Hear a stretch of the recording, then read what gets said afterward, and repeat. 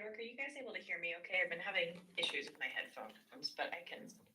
You're okay? All right, super. Sounds good. Clear as can be. If I start sounding like a frog or something similar, let me know and I'll switch things out. Is that what we're looking for?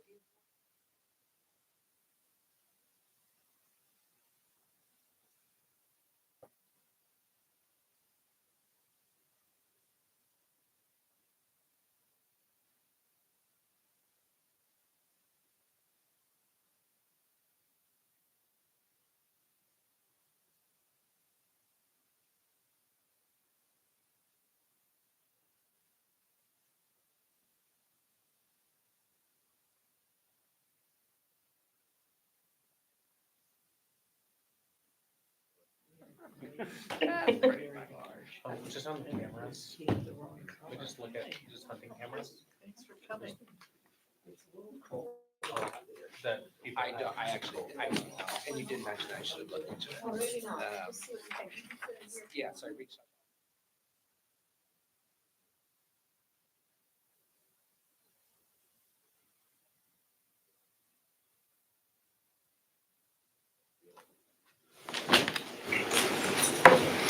Put a camera on the camera.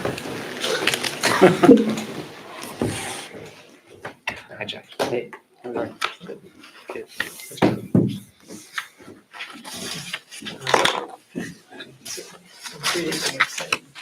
be afraid. He's the only one that bites, but he's sitting in two chairs, so we got him under control.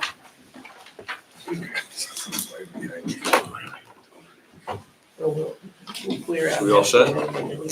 So, 6:30. man with the Washington County. She's here with time to spare.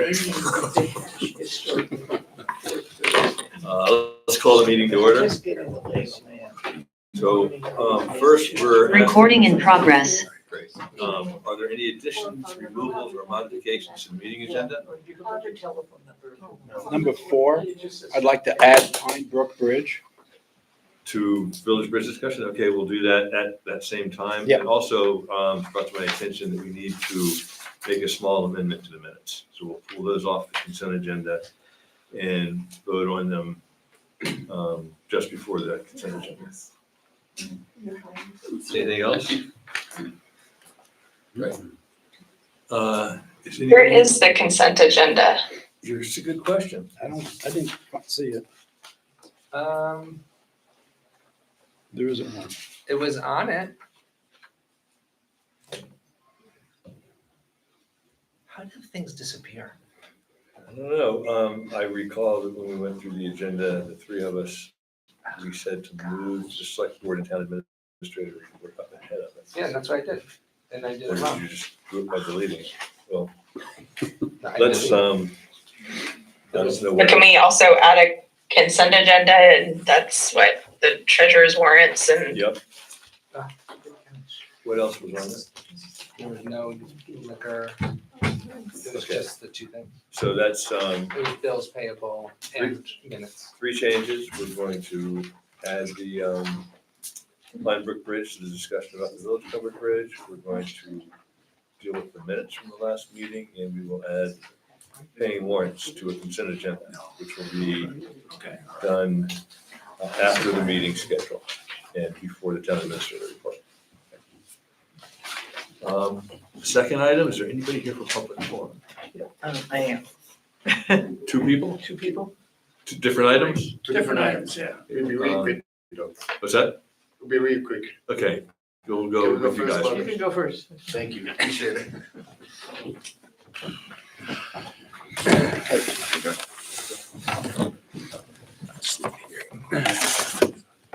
You want to start, Greg? Go ahead. No, you go ahead. All right. I'll chime in. We're going to be quick here. Bruno and I are here both as kind of Waitsfield residents, but also members of the Conservation Commission. We wanted to commend the Select Board for bringing York Havercamp to Waitsfield. He's been, just a joy to work with. I've watched him work hard to become part of this community, which I think helps him do his job. One of the first remarks out of his mouth is always, "How can I help?" And he's shown up at a number of kind of conservation commission activities, like the tree planting at Farley Park. And he's really helping us advance our agenda, and I think the towns. And in my mind, he's way more than the typical town administrator. He's, I think, a leader. He has some visions. He has ideas. And I just know that he's going to make significant contributions to the town and to the valley. So thank you, York. That's very nice. Thank you. Well, this is a first. People don't usually show up to public It's hug forum your to commend the administrator select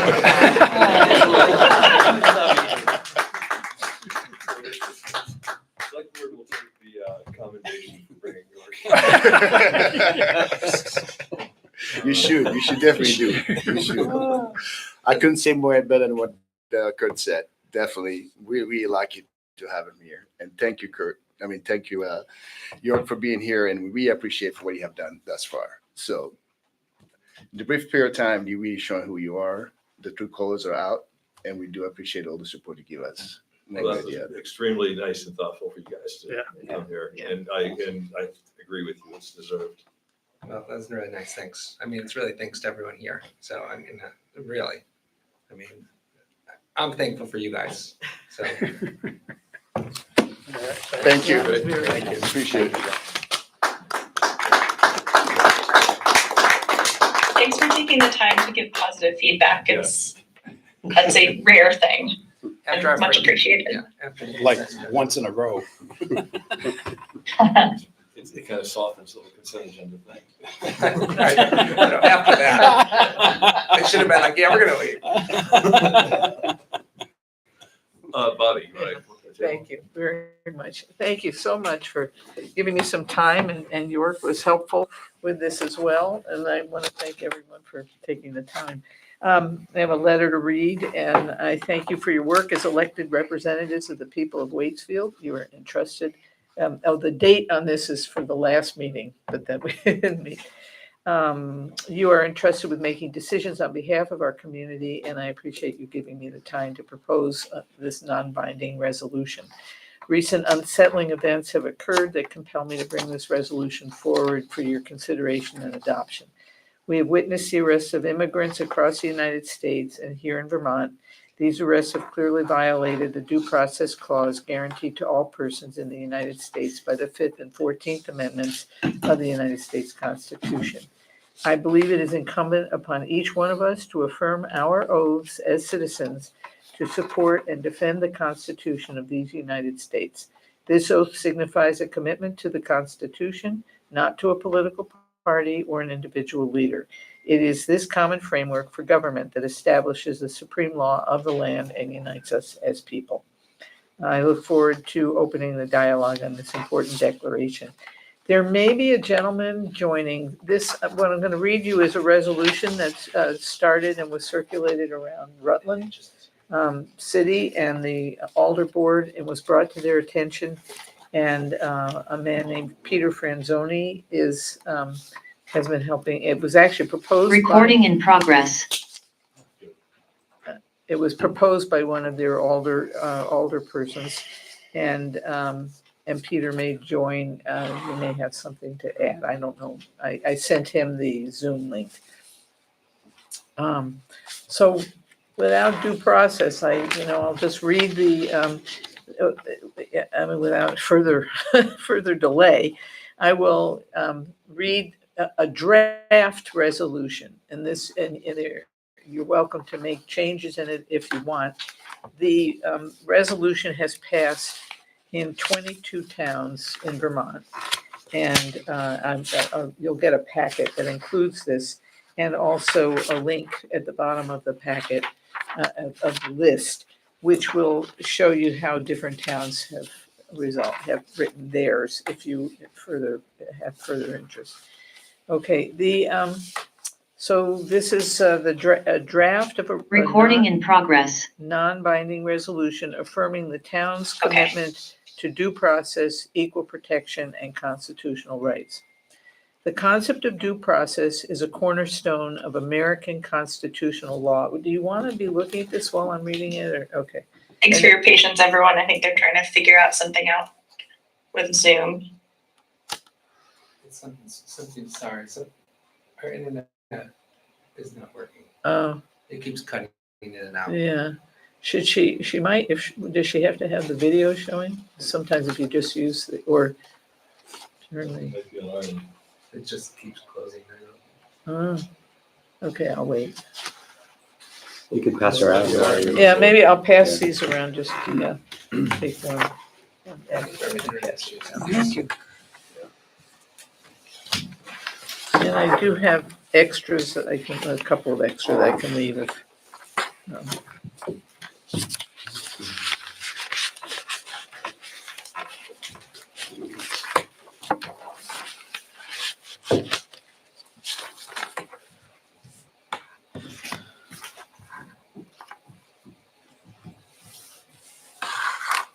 So you had earlier, several weeks ago, forwarded a resolution Yeah, that was from the city of Rutland. from the city of And Rutland, it was very Rutland specific. Right. It talks about the police department. This is a more Waitsfield, broader yeah. Waitsfield. Right. And I know Facein, the select board there was also, this presentation was there, and they are going to be deliberating tomorrow night. It's on their agenda, but they requested, to see different language, so I sent them a copy of this. And one possibility is if other towns, Warren is talking about it as well, although I don't think it's been presented yet. Maybe that each of the towns will have very similar language. Yeah, I think this is a lot to digest tonight and Yeah. pass it. I think the question would be, do we want to put it onto a future agenda Okay.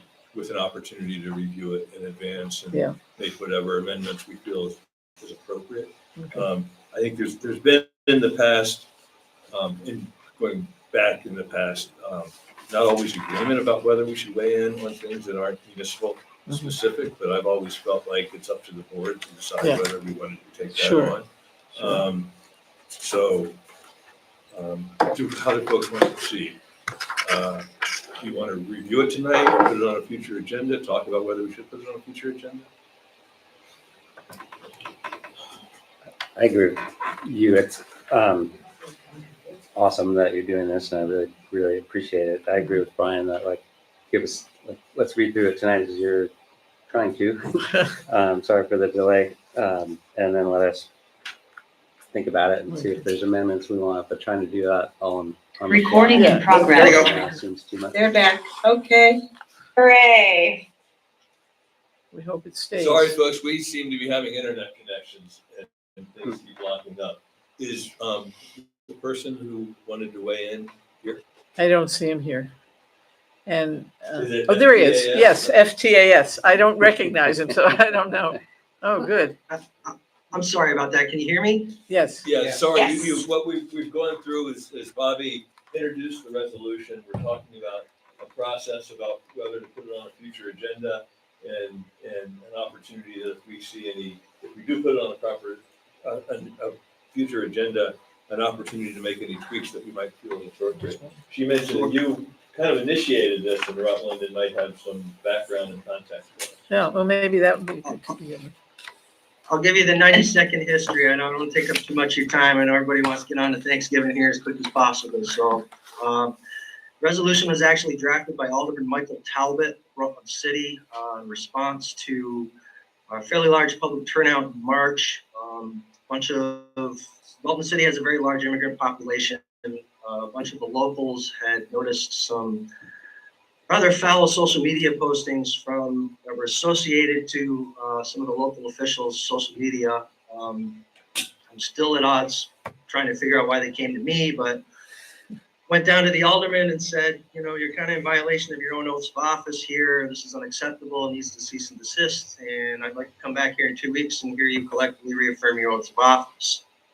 In response to that, Alderman Talbot drew up the resolution instead. As a promise to the alderman, I said I wouldn't leave Rutland alone in that, and I sent out copies of that resolution to every municipality in the state, 253. I submitted to Waitsfield clerk, I think, back in May originally. Since then, 21 municipalities have joined Rutland City, making 22 of us now. Some of them have made their own versions of the resolution. A lot of people have just taken Rutland City's version and put in their own town's name and replaced Rutland City. I'm not politically affiliated with anyone. The FTAS LLC aside, it's my business. I do title abstract services. I'm doing this because I'm a veteran, because I have a lot of loved ones that are immigrants. I know some veterans that are immigrants. I'm not a combat vet. I'm not a war hero. It's been a very long time since I was in the service. By and large, the great deal of veterans that I've met have been since I've been discharged in the last 35 plus years. You get asked as a soldier a lot of times, you get tasked with doing things that are against your nature, against your very humanity. You fall back on your oath of enlistment to support and defend the Constitution. You can't answer as to why you're really doing that. And a lot of these men and women come home and they get,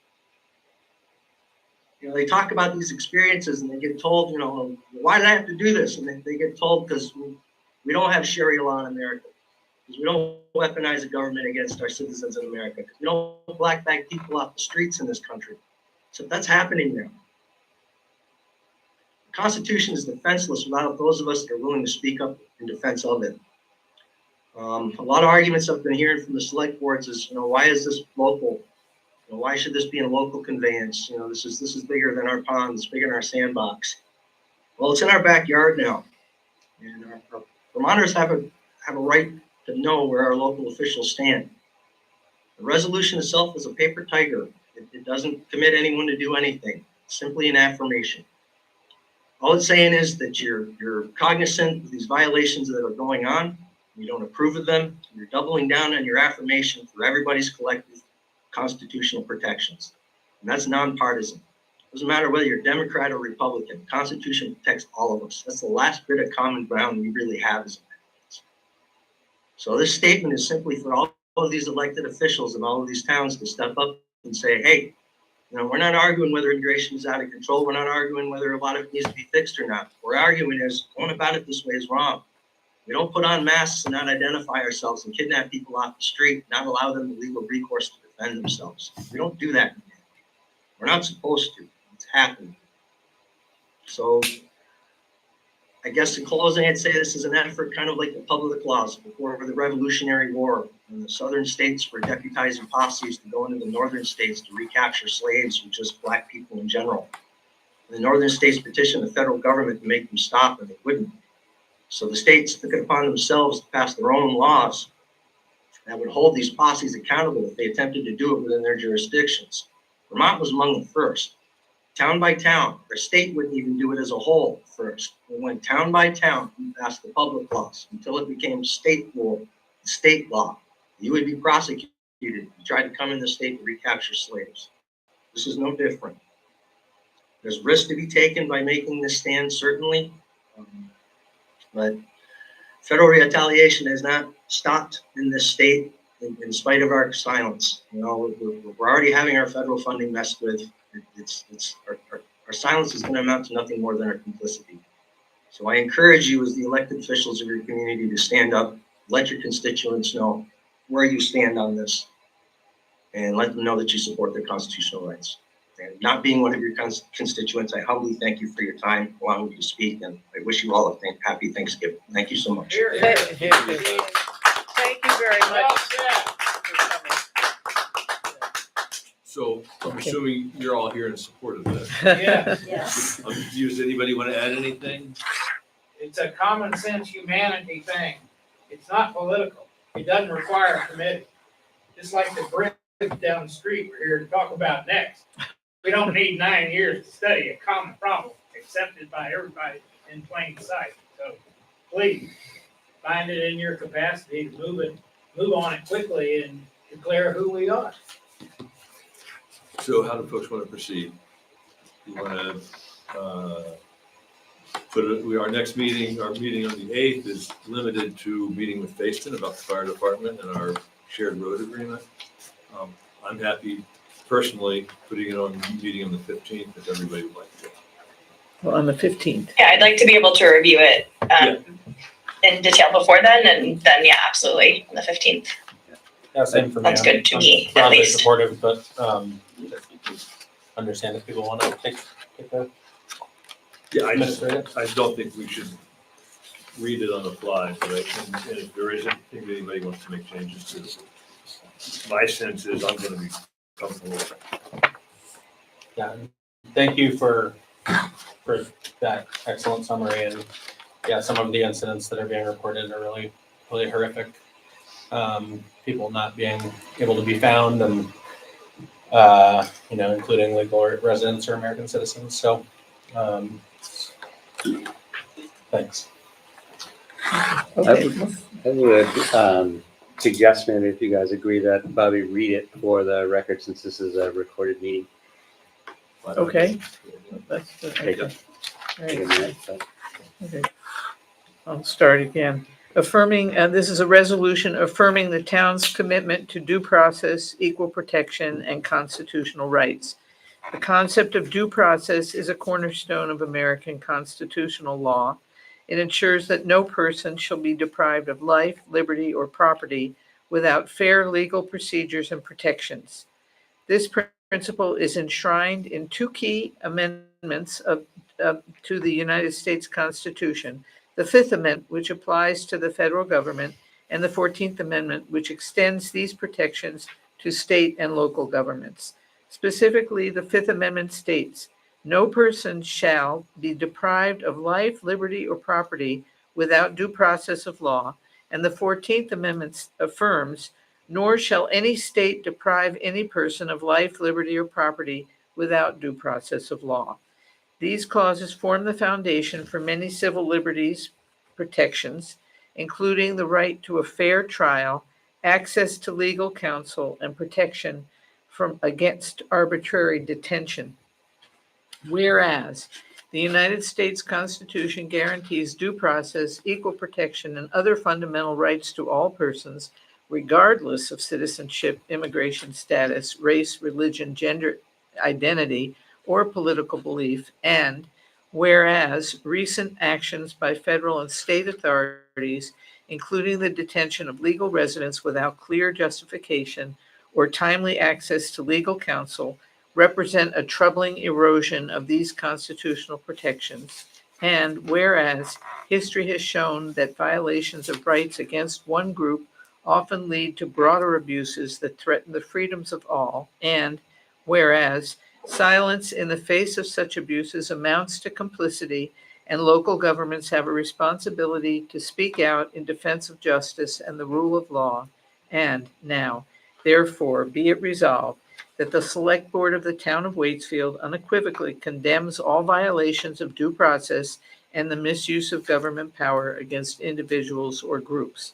Be it further resolved that the Town of Waitsfield affirms its unwavering commitment to protecting the constitutional rights of all people in our community, regardless of citizenship status, national origin, political belief, or any other identity.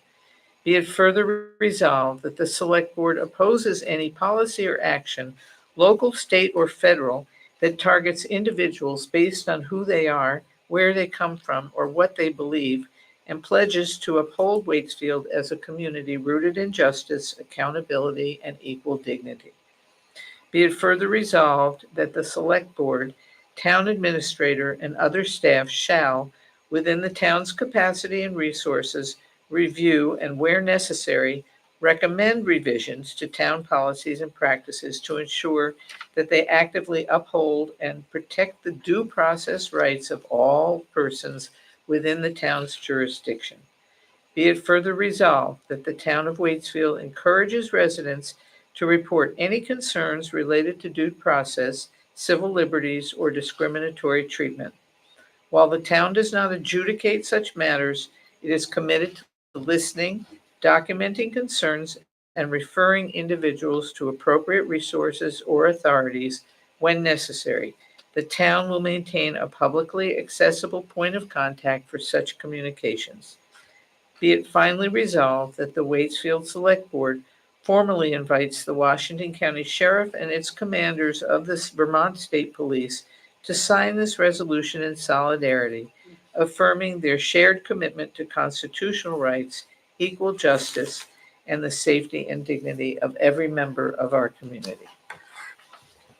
That's it. So written. Thank you. Thank you. Thank you for the time. Thank you, everyone, for coming. I think we've got a raised hand. Peter has a raised hand. Okay. Yes. Go ahead. Just to save folks a headache down the road, when Alderman Talbot drew that original resolution up, we also included a provision at the end also welcoming our chief of police and our local law enforcement to sign on to the resolution. I have since learned multiple times now, when Vermont law enforcement officers take their oath to become law enforcement officers, whether the local constable, state police, or it's sheriffs, the oath that they take to become police officers precludes them from swearing an oath to anything else. So they literally can't sign on to this resolution without being in violation of their own oath as law enforcement officers. So I had suggested to other towns, we did this at Rutland too, we suggested to just invite your local law enforcement that you've mentioned to review things with you insofar as this is what we reviewed for town policies, this is what we approve of, this is what we don't, just to say that we've had that conversation. At least let your constituents know that you've talked to them. I don't think it's fair to ask them to sign on to anything because of how it violates their own LEO. But it would be nice to be able to say that we've had a conversation, can we at least go on the record as saying we've had a conversation with you about this. For that. That That's was fair it. enough. Thank you so much. Thank you Makes for sense. that Yeah. enlightening. Okay. We can wordsmith that before Huh? the next meeting. We can do that. Okay, thank you. I'll leave a couple of copies for Larissa and others or not. Good. Yeah, Yeah. great. Okay. Thanks, All right. everybody, for Thank you, taking the Bob. time. Thank you for taking. Thank you so much. Yeah. Okay. Thank you, Peter.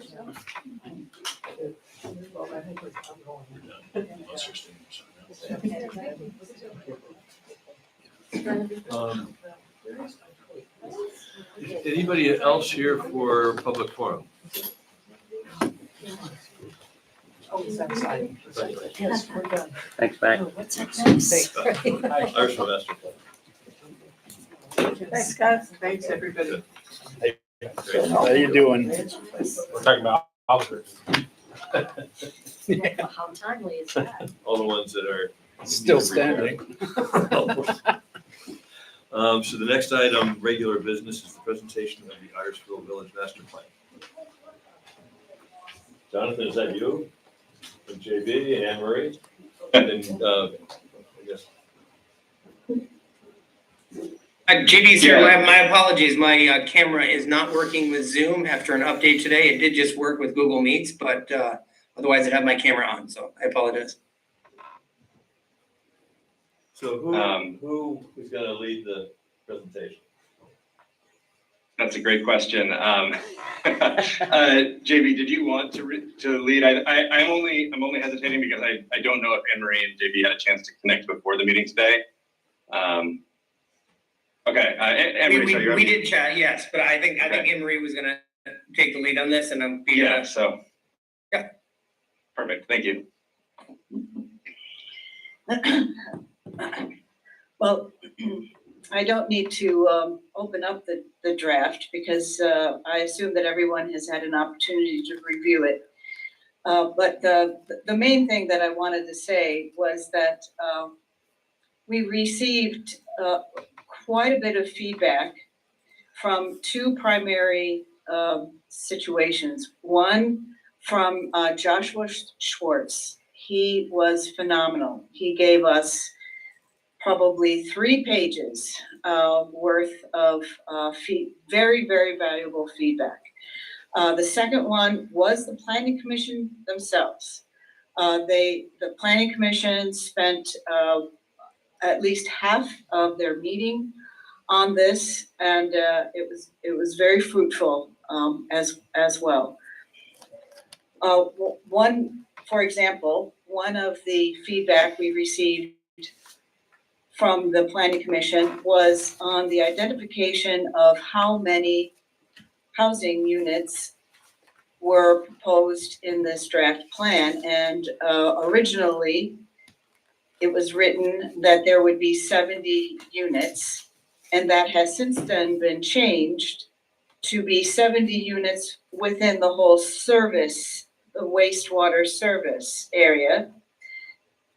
Primarily so that, I mean, and it is true, I mean, it is 70 units within the whole service area, but also we wanted to avoid any kind of anxiety over, oh my God, we're gonna have, so many new buildings in Iversville, where are we gonna put everyone? We don't wanna start going down that road with our community. So, and we wanted to say these are homes that we're proposing as infill, not housing units. This is going to be a tremendous advantage for the community to be able to have a new Main Street on Slow Road, and to be able to develop on the first block that we know is completely developable, which is where the septic is now for Shaw's. There's no wetland on it. That's our first block. We know we can do our first step is our first block. And we super hope that we will be able to then move down the Slow Road, starting with the area across the street from the former TD Bank. And then maybe even move on from there. So that's the primary discussions that we've had since we've received this, what we feel is very impressive master plan from SE Group. Working with them has been pure joy. They've been above and beyond in their openness and spending so much time with us. Is there anything that I'm missing, Jonathan and JB? Well, I'd be happy to provide a little bit of context for this. So we pursued this project through a 2024 municipal planning grant. We did it in partnership with the town of Facein, so we can get some extra funds. So it is a consortium project, although it just concerns Iversville and the town of Waitsfield. We had at that time, so it was a $50,000 project, $45,000 grant, the town match of about $5,000. We did this with a phenomenal steering committee, which was led by Anne Marie and Mac Rood. We had representation from the Friends of the Mad River. We had Keziah Haviland, who's worn many hats in this community.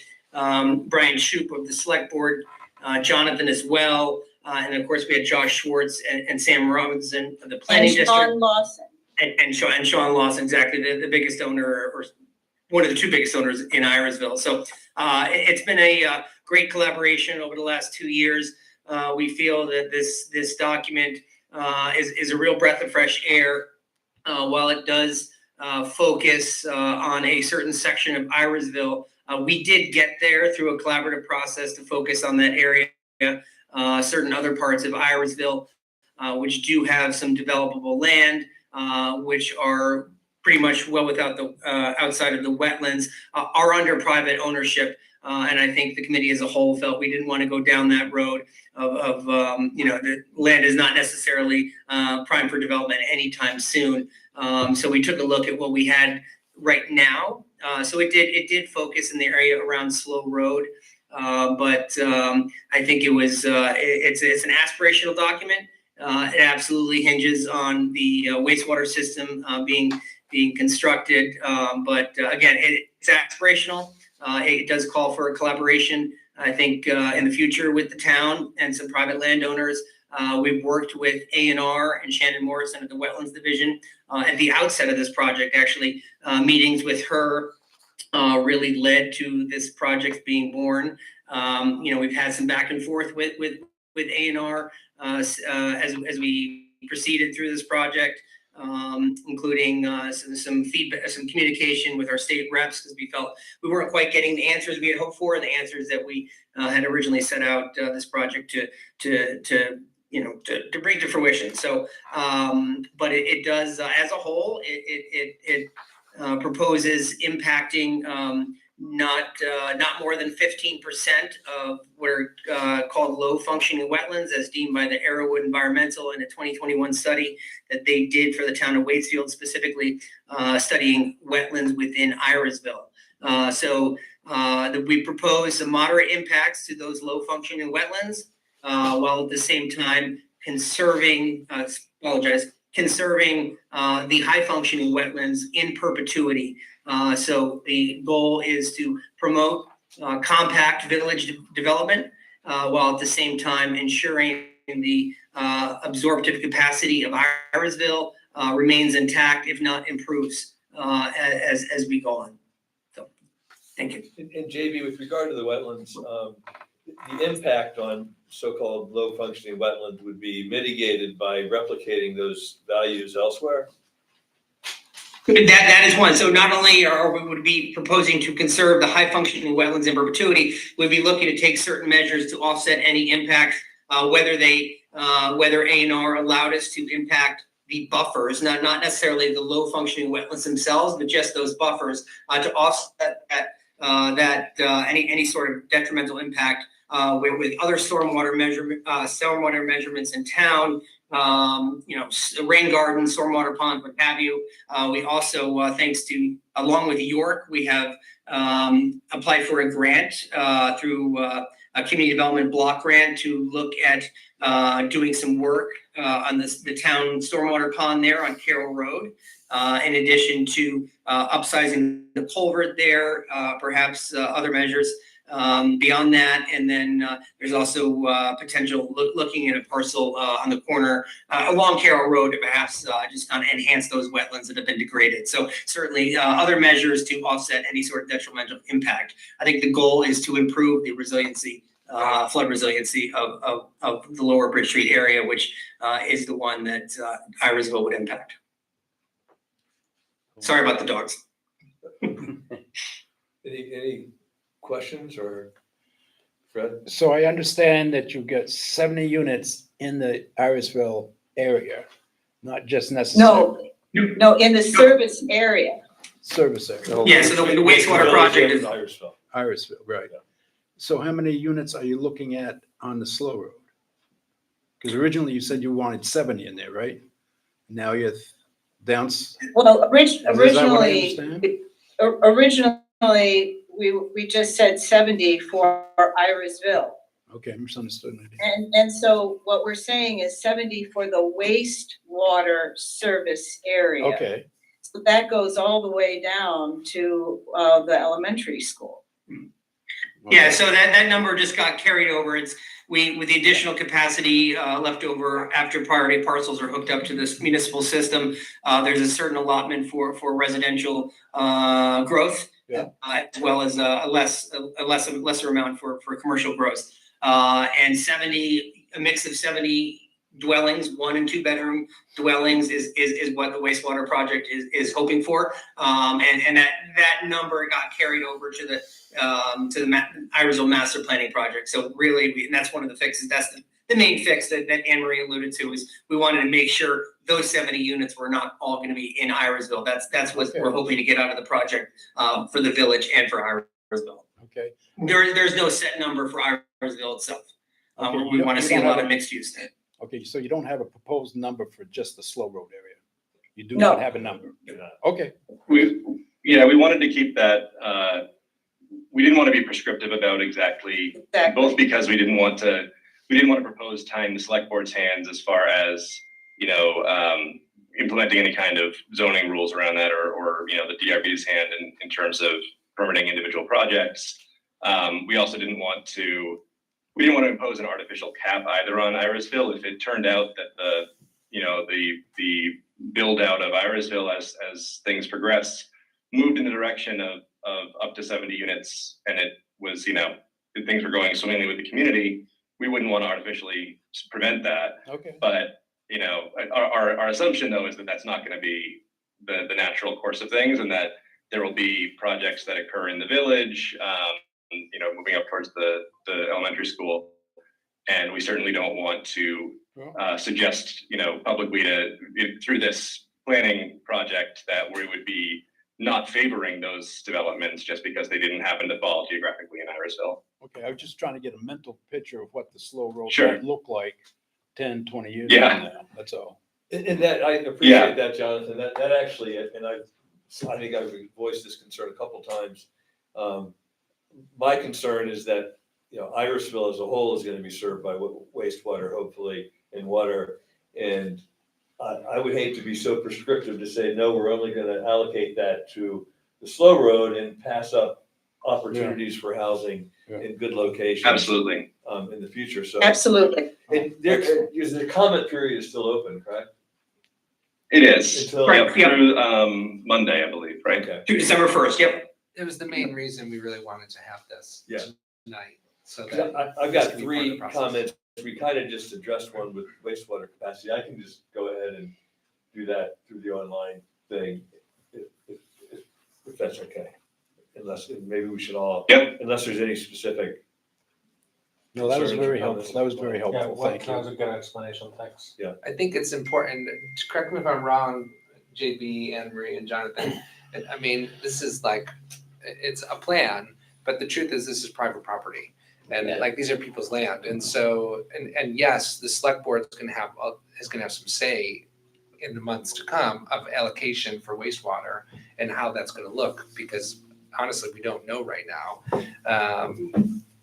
But this leaves land, if someone anywhere in Waitsfield Village or anywhere in Weyersville is like, oh, I want to put in 15 affordable homes and it's not on Slow Road, that's where, policy is going to become action. And right now, this is one possibility that makes it possible because of wetland.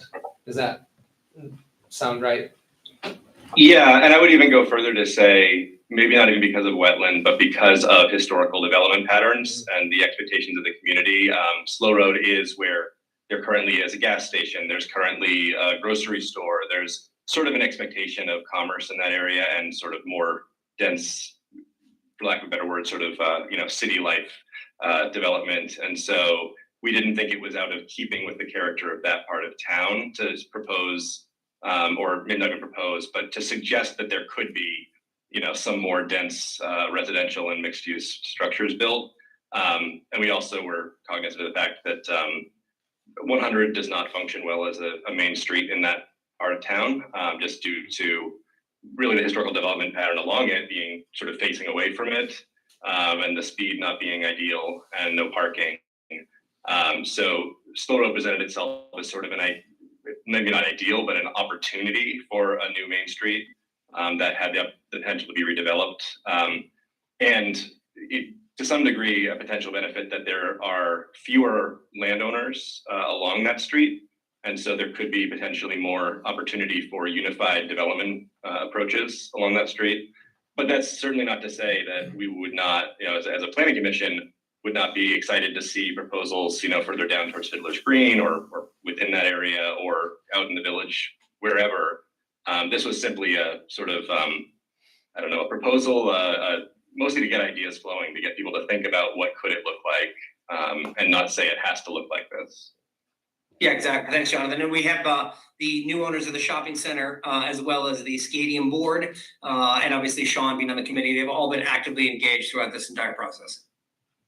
Well, just historically, the town actually has done a really good job of controlling access on Route 100 to keep cars moving, which has been counterproductive in some respects to making it pedestrian friendly. So that's a reality. And also the Slow Road was actually, Fred, you may remember, it was built by the town in conjunction with the development of the shopping centers to provide depth and development opportunities off of Route 100. So just consistent with that. Well, Just, what I remember is they wanted to keep the flow on Route 100 flowing. yes. And the slow this road was- would, Just two quick things. And I can send it an email in the online form. It references public-private partnerships in the CHIP bill that passed, and I'm not that familiar with that. My understanding of it was that it enables easier adoption of tax increment financing, not necessarily just a public-private partnership, but I'm just curious, looking at some of the recommendations, I'm a little skeptical that impact fees would have a huge impact, but I think tax increment financing really could. And I'm just, if there's an opportunity when you finalize this to flesh that out a little bit, that might be helpful, because I think that's something, I think the wastewater committee has looked at that, correct? Yeah. Not in Not huge detail. well, wastewater CHIP. It's not very clear yet with CHIP if they mention wastewater, but I'm not sure they've really developed that thought well. At least I haven't seen it, but I know that it's probably very promising when it comes to Irisville. And then just the second thing, this is just a personal thing. The reference to the governor's executive order implies that there's not going to be mitigation, that it's just allowing development of unmapped class 2 wetlands. I would hate to see that as a proposed policy. And that executive order is not in effect, it's not likely going to go into effect. If it does go into effect, it's going to be tied up in litigation for a long time, because the governor can't change law. And it's a law that unmapped wetlands, class 2 wetlands are wetlands by definition. So I worry a little bit about that specific policy, and I can follow up with that online. Yeah, Sure, yeah, thanks. And Brian, I don't think, I'm doubtful as to how much that executive order really impacts us here, because as far as I can tell, I think most of the wetlands, if not all of them, have been somewhat mapped in Irisville, whether they're high functioning or low functioning. So we proceeded on the course we set a long time ago without regard to that order. yeah, I guess I would just, And I sorry. believe all we did is mention it, and we mentioned the exact section number. So if anyone was really interested in reviewing that, to seeing what it was, we just thought since it was a contemporary thing going on now, we would be remiss if we didn't mention it. I just had. From a visual perspective, and maybe this is silly, but I mean, I'm pretty sure that we're looking at page 27 of, or 35. Oh, yeah. In any event, that is very highlighted in bold, and the fact that something that doesn't actually really pertain to the project at hand is made visually very prominent. I can understand why people would think that this is something that's very important to the proposed master plan. So I mean, that's great. Yeah, thank you for that. And I think we'll bring that back to the consultant. I tend to agree. Yeah, we could definitely unbold it, unembolden it. Yeah, I think it just goes to serve that. I mean, we were getting a lot of either complete silence or pushback, I think, from the Wetlands Division, and we had submitted, I thought, a very strong letter on behalf of the committee, and then the order came out subsequent to that. So I just think it's more or less trying to highlight that there is a need and a push, at least at some levels of the state, for more housing here, and I just think that the agencies need to work together for the common goal. And I think, but again, I think the wetlands that would be impacted in Irisville are all mapped, and so again, I just don't think that order would really pertain to us. So I think even now, so we should unbold it at the very least. What was your response to the letter, JB? that was my question too. We got what seemed to be a copy and paste of a lot of statutes. So we had an initial email, which went out, and we got a copy and paste of some statutes, and then there was no response to the letter. There was a recognition of its receipt, and an intent to follow up, but then we never heard anything back. Okay. I just had just a quick comment / suggestion. You and probably all of us are going to be talking about this in the community and presenting this draft plan or final plan once it gets finalized. There's a section in here on page 8 of the plan. I think it's 16 of our packet, but it's page 8 of the plan that puts the growth plan in context of all the other work that's been happening over the last decade on the update of the town plan and the new zoning, wastewater initiatives, the active transportation corridor. I think putting this plan in that context, we should do that every single time. This is not just kind of something out of the blue. This has been part of a real strong effort over the last decade. 2 decades. Decades. So just a friendly suggestion. 100%, Josh. Thank you. Yeah, it's I think especially with the work of the last few years from the bylaw modernization project to the wastewater, the master plan, they're all pieces to the town's future that are vital. Yeah, the So, neighborhood. and built upon the shoulders of those past. Yeah. Cool. Awesome. Anything else?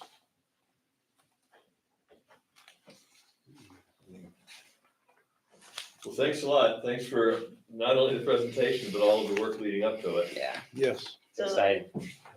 Hopefully everything's gonna fall into place with wastewater and the master plan. Yeah, and I was gonna say, Absolutely. I appreciate the page, what page is it? 27 of the presentation, 35 in our packet, which has the categories of different things to think about and evaluate that are concrete steps we need to take once wastewater goes in, including the Home Act and the different ordinances we need to be thinking about in advance. So I really appreciate that page. Thanks for putting that together. Yeah, and I will say that the allocation policy that would be developed is going to be a really, really important document for this community. It's going to take a lot of work and brain power to get it right. Mm-hmm. Well, thank you. And another addition that we made that I felt was important was quoting the town plan. Mm-hmm. That this project was one of the goals of the town plan. I think as Chad said, it has been forever. Yes. But I agree. It's important to kind of remind the community that we've taken all these steps. We were checking all these boxes. This has been a long and ton of effort that's gone into it. So that's great. Well, and that has the dual purpose of both reminding community that's been here for a while, but also sort of orienting newer members of the community as to the context that they're stepping into as a relatively new member of the community. So I appreciate that as well, for sure. Thanks. It's a good reminder that we did have 2 community open house events, and there was overwhelming. We had 3 different scenarios. One was pretty much do nothing. One was a moderate infill, and the other was a fuller build out. Not to be confused with the full build out of proposed 20 years ago, which basically had 1/16 of an acre zoning, which was very ambitious. But there was overwhelming support for this build out that has come out of this committee. So the community seems to have been behind it. Yeah, SC Group did a really good job with the public process. They did. And the planning commission. They've been a great partner. Yes. I think this document is really well made. It's clear. Okay. It's great. Well, thanks, everybody. We'll move on to talk about bridges. Thank you all. Thank you. Thank you Thanks, so all. much. Next item is an update on the Meadow Road Bridge. York. I guess I would just highlight the town administrator report and we can go over it if that's best. Why don't you, run through it for the record? So we, the select board 2 weeks ago basically gave a list of 7-8 things to, for me to pursue. And that's what we've done. It took a few days to get into the DMV website, but the bridge is officially registered on the DMV website for the 8-ton weight limit.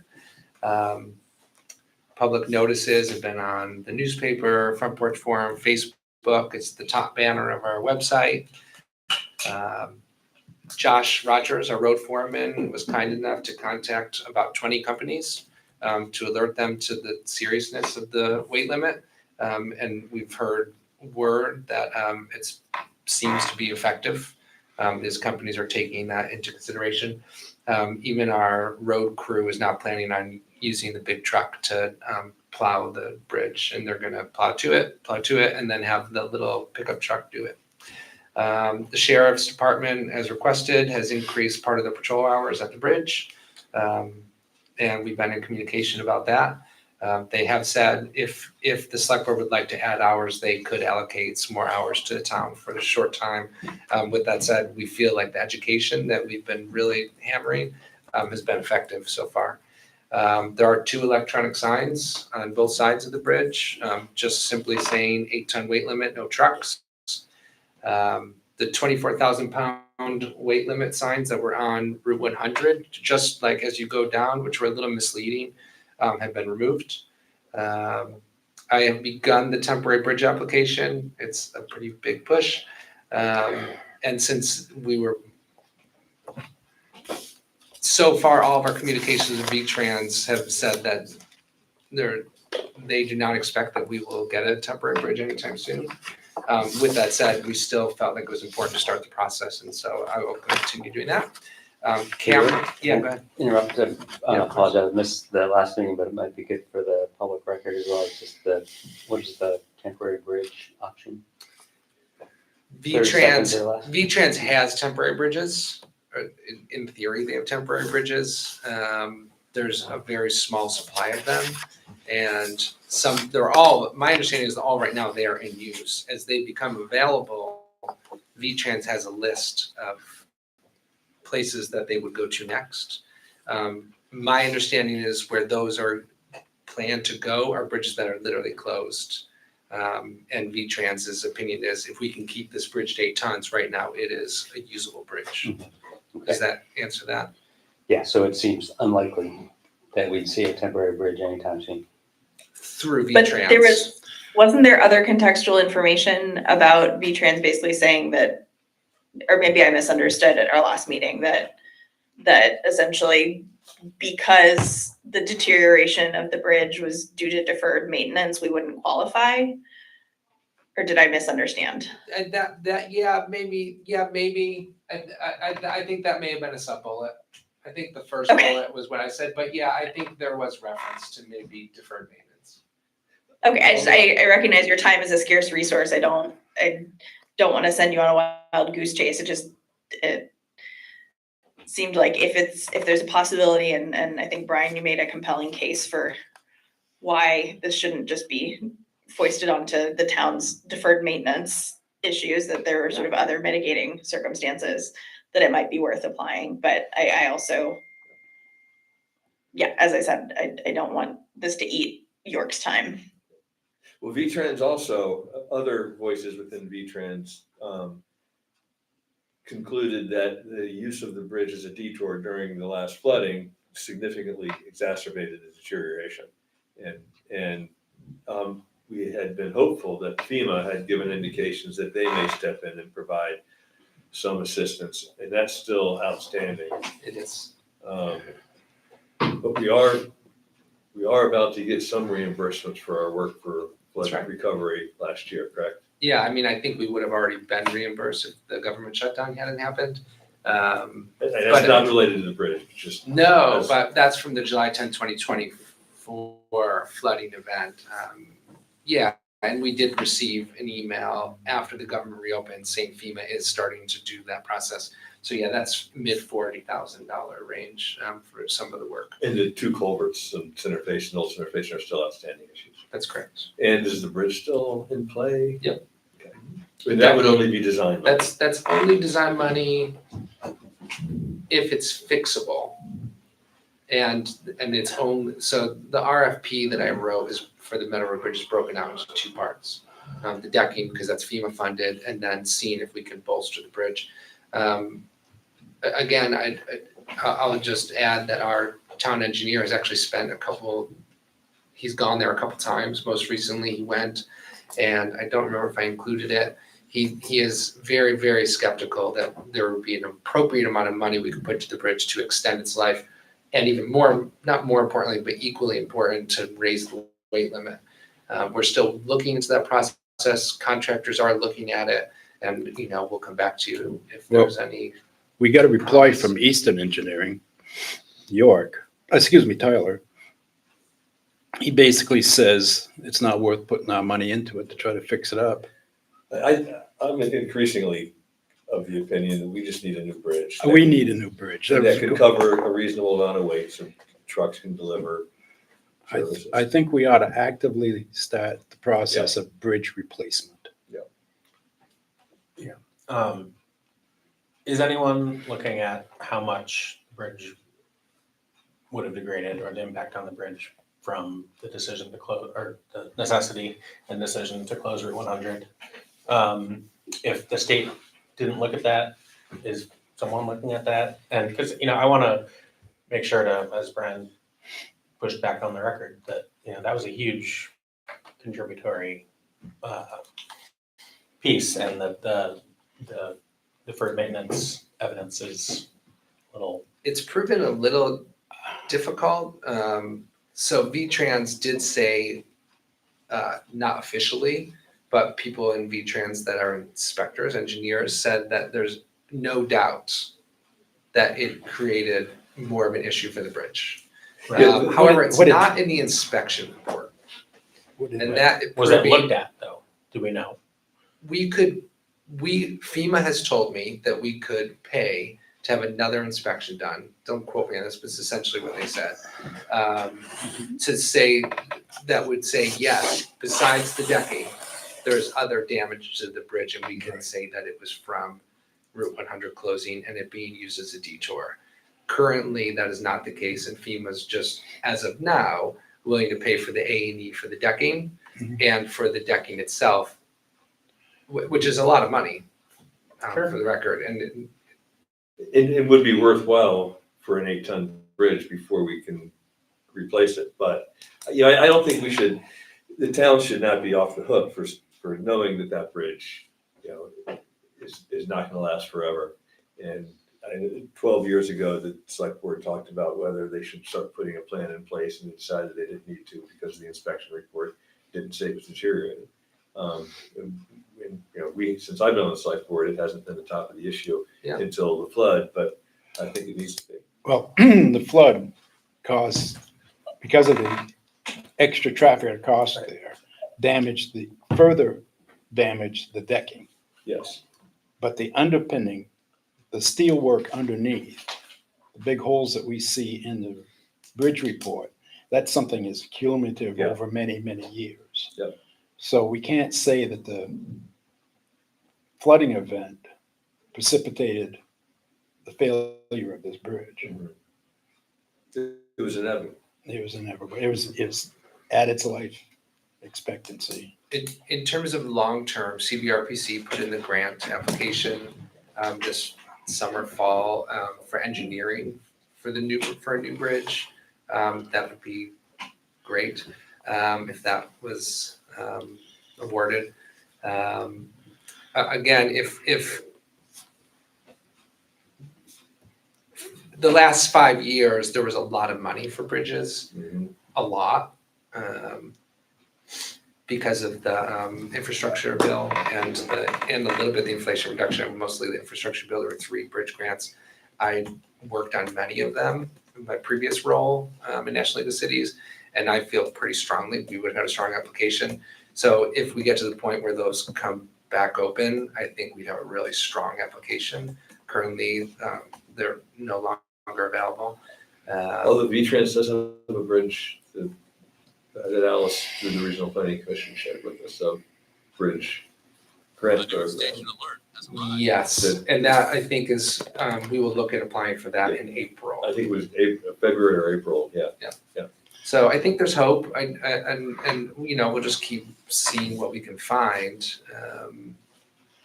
And then also going back to temporary bridges, I'm- I have heard that there might be other contractors, construction firms that maybe have temporary bridges. And so that's something else we need to look into. We ought to look at getting a heavy-duty Bailey Bridge in there. What is that? Is that a steel bridge or A something? steel bridge. It's Yeah. Army type of thing. Yeah. Because that could be installed very quickly. We'd have to do some earthwork and abutment work, but a Bailey Bridge would be just like plopping it in there. But as of now, as V-Trend said, it's not in imminent peril of collapsing the river at 8 tons. So At 8 tons. we're gonna have to live with that for the short term until we Yes. can figure out a plan. I think we ought to pull those 2 RFPs. I mean, we've got For the engineers, temporary, yeah, for the temporary fix. Well, Because I I mean, don't see us, I don't think it's wise to pump more money into that bridge. Well, that's part of the reason I've contacted a couple contractors, just then to have a conversation. And then them, as opposed to being an official proposal, et cetera, et cetera. And we got one back and he says, it's not worth putting the money in.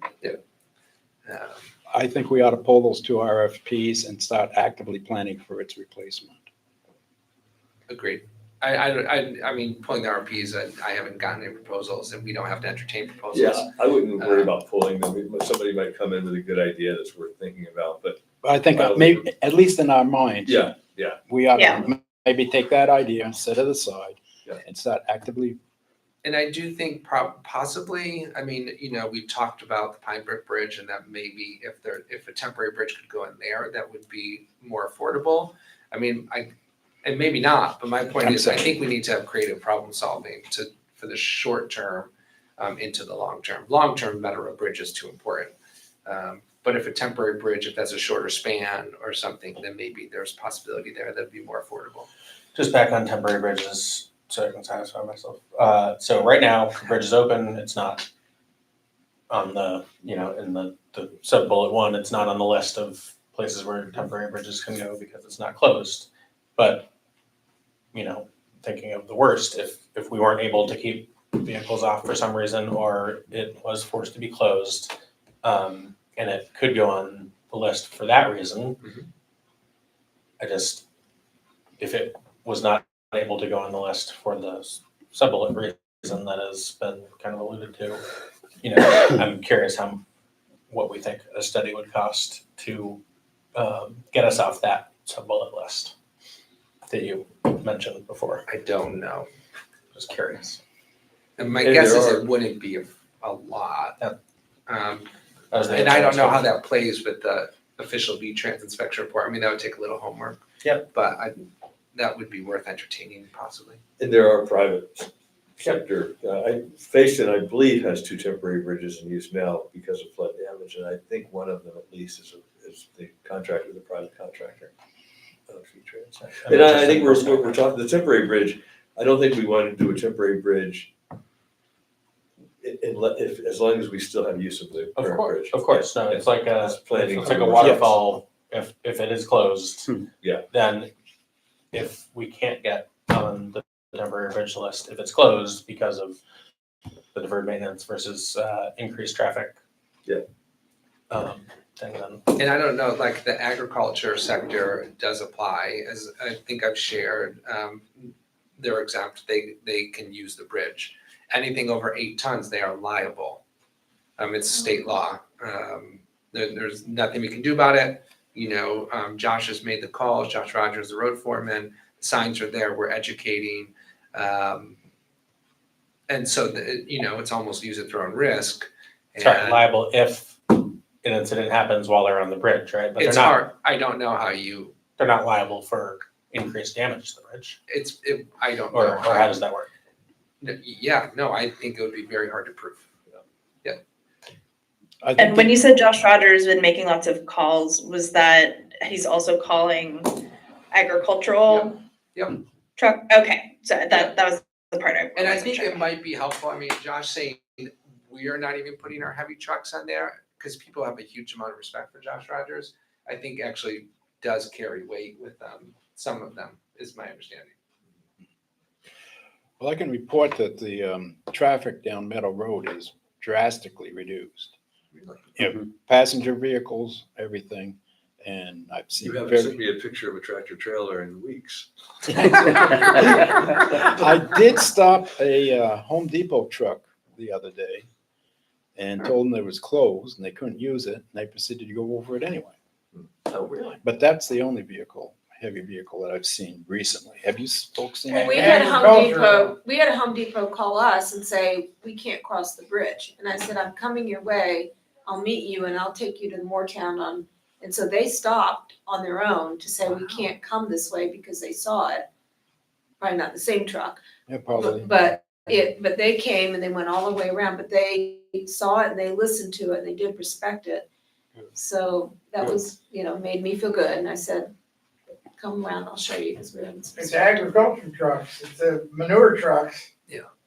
That manure trailer's gotta be 30,000 pounds, 50,000 pounds. It's not, I just don't newcomer, sorry, it's hard to understand how, if the legal opinions are that 8 tons is the limit for safety now, how any existing agricultural sacrosanct rule can still prevail. They gotta stop too. It's not enough. The bridge never cracks the second somebody goes over. It's the next guy. It's like a foul in the NFL. Yeah, The first guy doesn't get it, the second guy gets called, and that's us. Well, Because we're following these guys on our way home every day. it's a state law. The idea is if the cow is over here and the feed is over here and there's a bridge in between, they have to go across it. I only want them to cut the load in half right now and not drop the bridge out, because frankly, if the bridge goes tomorrow, with all due respect, it's how long? A year or two before we get use of that road back? Very possibly. So it just seems to me, by your own acknowledgement tonight, 12 years ago, you recognized the bridge was failing. But we missed the window of opportunity for money then, and I simply want to echo Fred's point about the RFP infill. All that needs to be jettisoned. That bridge is done. A new bridge is needed. You don't need a study to tell you whether you need a new bridge or not. You simply need to proceed as fast as cheap as possible. That's the conclusion we're reaching. To first get a bond out. Let us help sell it. Well, I want to also add that in the short time we've lived there, watching the bridge too, as Fred's neighbor. Are you guys up the hill? Yeah, right we next the to- lights flashing in our face We've every seen night now. 3 emergency responder events in about 9 months we've lived there. And that's just been when we've been home. So my concern is the safety and the potential risk for not having that access for that need. And I think prevention is certainly something we need to also be thinking about, not just holding the promise and the hope of stretching it out. But I think there's risk there for families and lives that we should. Did you talk to Jared about our coordinating with Moortown for emergency response? I John, did. You did. I did. And real quick, you might have already said it, but just for our minute taker, could you guys say your names? Colleen Centerfit, Jimmy Centerfit. Jimmy, sir. Thank I you. also want to acknowledge that there are a number of area residents who have been sensitive to the situation, including Fred himself.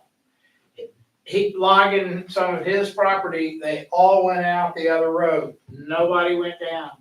So I think in general, I would echo the fact that, the signs have had an impact, the flashing signs compared, we watched the big sign go from, 24, 16, 12, 8, it didn't matter at all.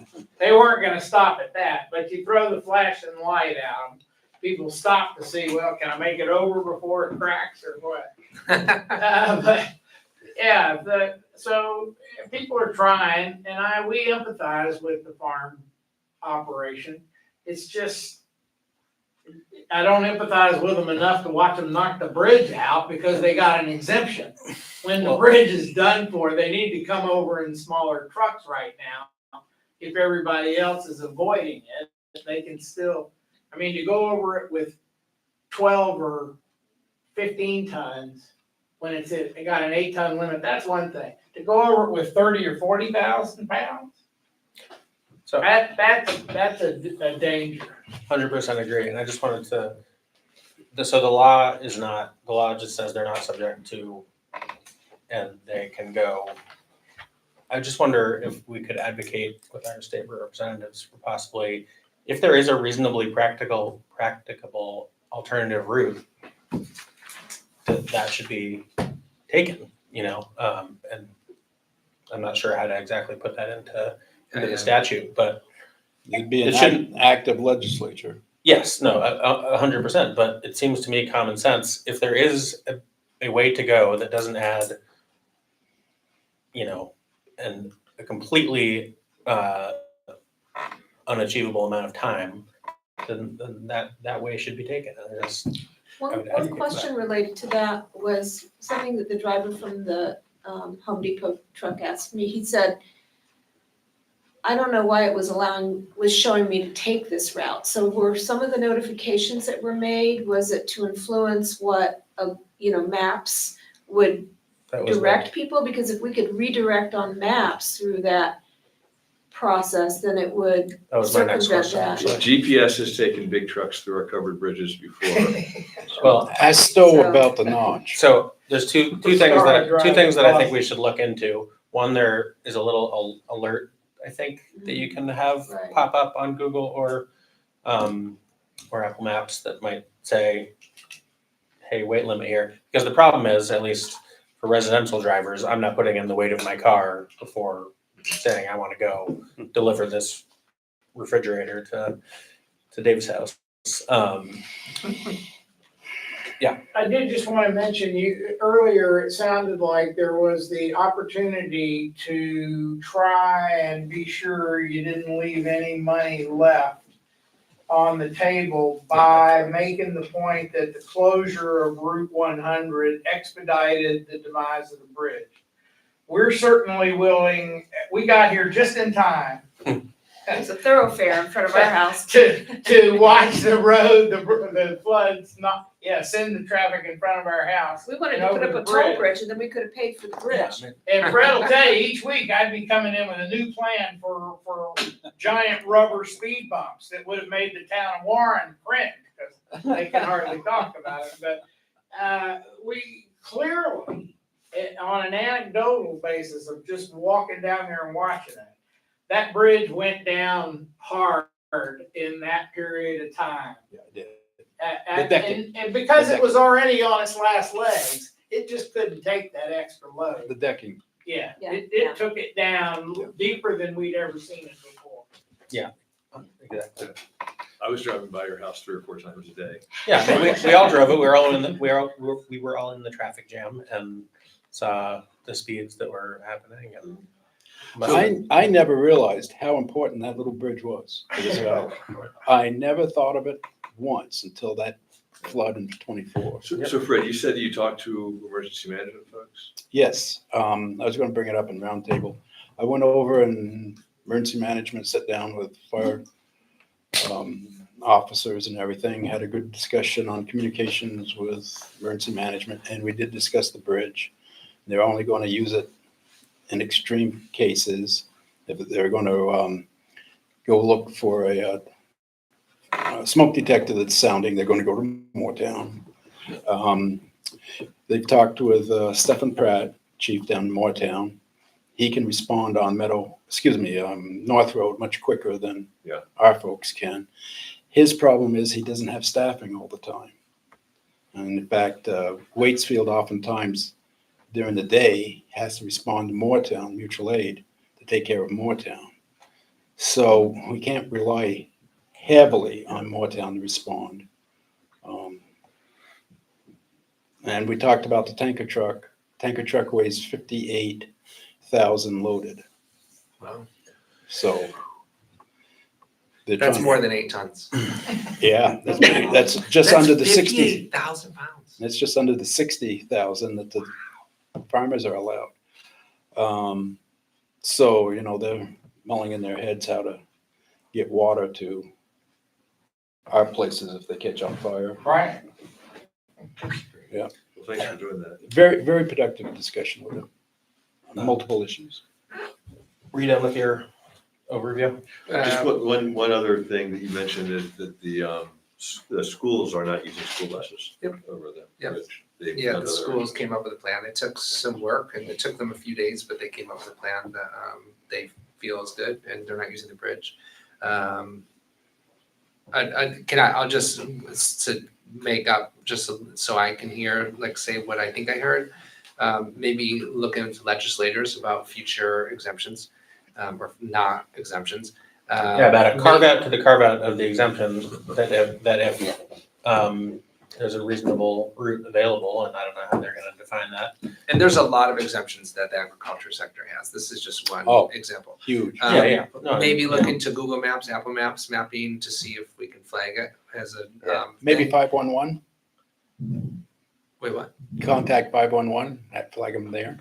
Oh, yeah, put it to the 511 or the other traffic maps. And then also, I think I feel like I'm just gonna beat this horse one more time. Checking with V-Trans and really, since they've said quietly that they believe that the July 10, 2024 flooding event exacerbated the wear and tear on the bridge, above and beyond decking. See if we can, if that's shown if we can get them to show that the inspection report, which is proving difficult, but I'm willing to recheck and see if they can relook at the inspection and add it, which would be very helpful for our conversation with FEMA. I'd also like to, I think I flagged this last time, but right now, at least with the inspection report that I've seen, you can't read. I have email, The and notes. we've done a lot with Mineral Bridge. Sure. And so as we talk, probably more things come out. I did write all of those people at V-Trans and I have not heard back. I mean, there might be a sentence in there. Request. There might be a sentence in there, who knows? I We haven't did, seen. I did talk to, they might be included in the administrative report, a couple of people about the math, and they do feel strongly that the math is right. But I also said I would like to see, the select board would like to see. You're talking about the eight tons. Yeah, because you asked, and also. I just want to be able to read the explanatory notes that are cut off after about 10 words. Let me And I don't know circle how back long they with go that. on for, there could be a couple sentences there that we can't read. Yeah, I'm not sure. They never responded to that email, so I'll re-email. And I'm sorry if I cut you off.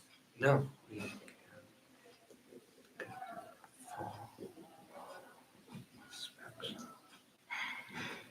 all set?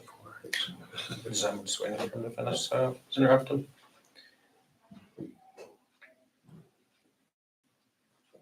Okay.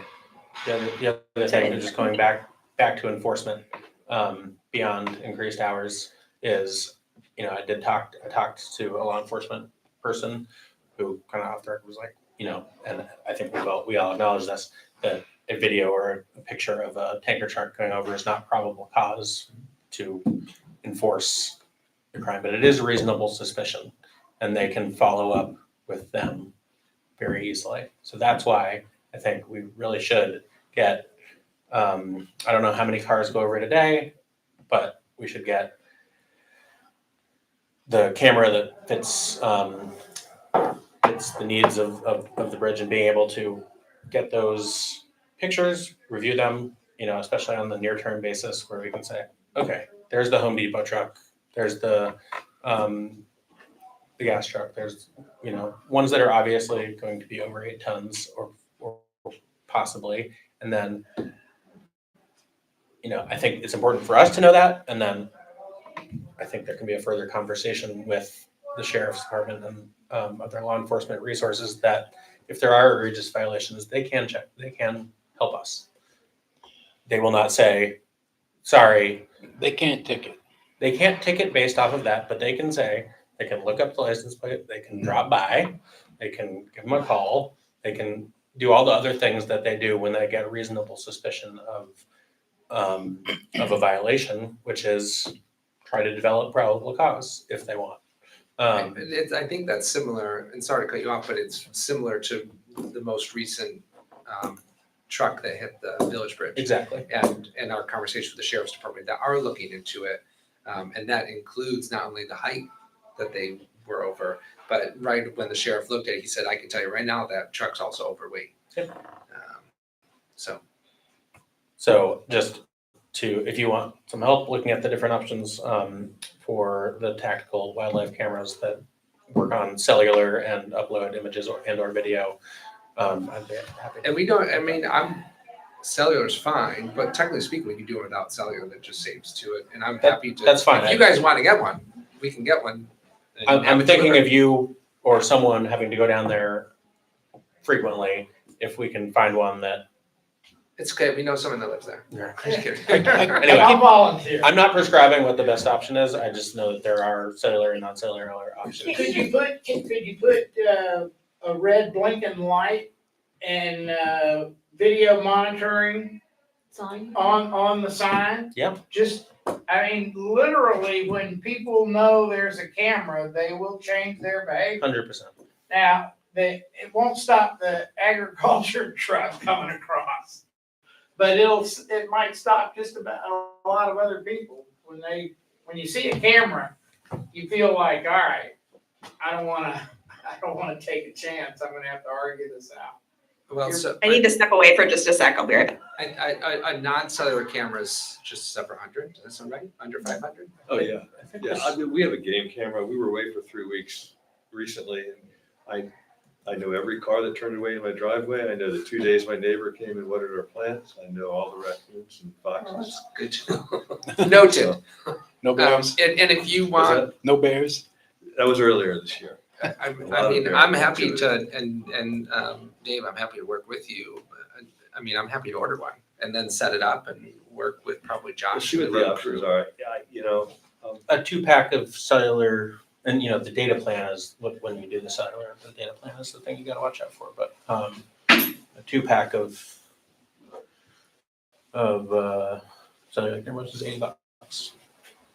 Really? It's amazing. Yeah. I will highlight also that right now, the 2 signs, they're $695 a month. so And we have them for 1 month right now. where is the second one? I only see the one on the 100 side. It's on the other side, right? Yeah, It's on both what- sides. It's what's known as Rock Road.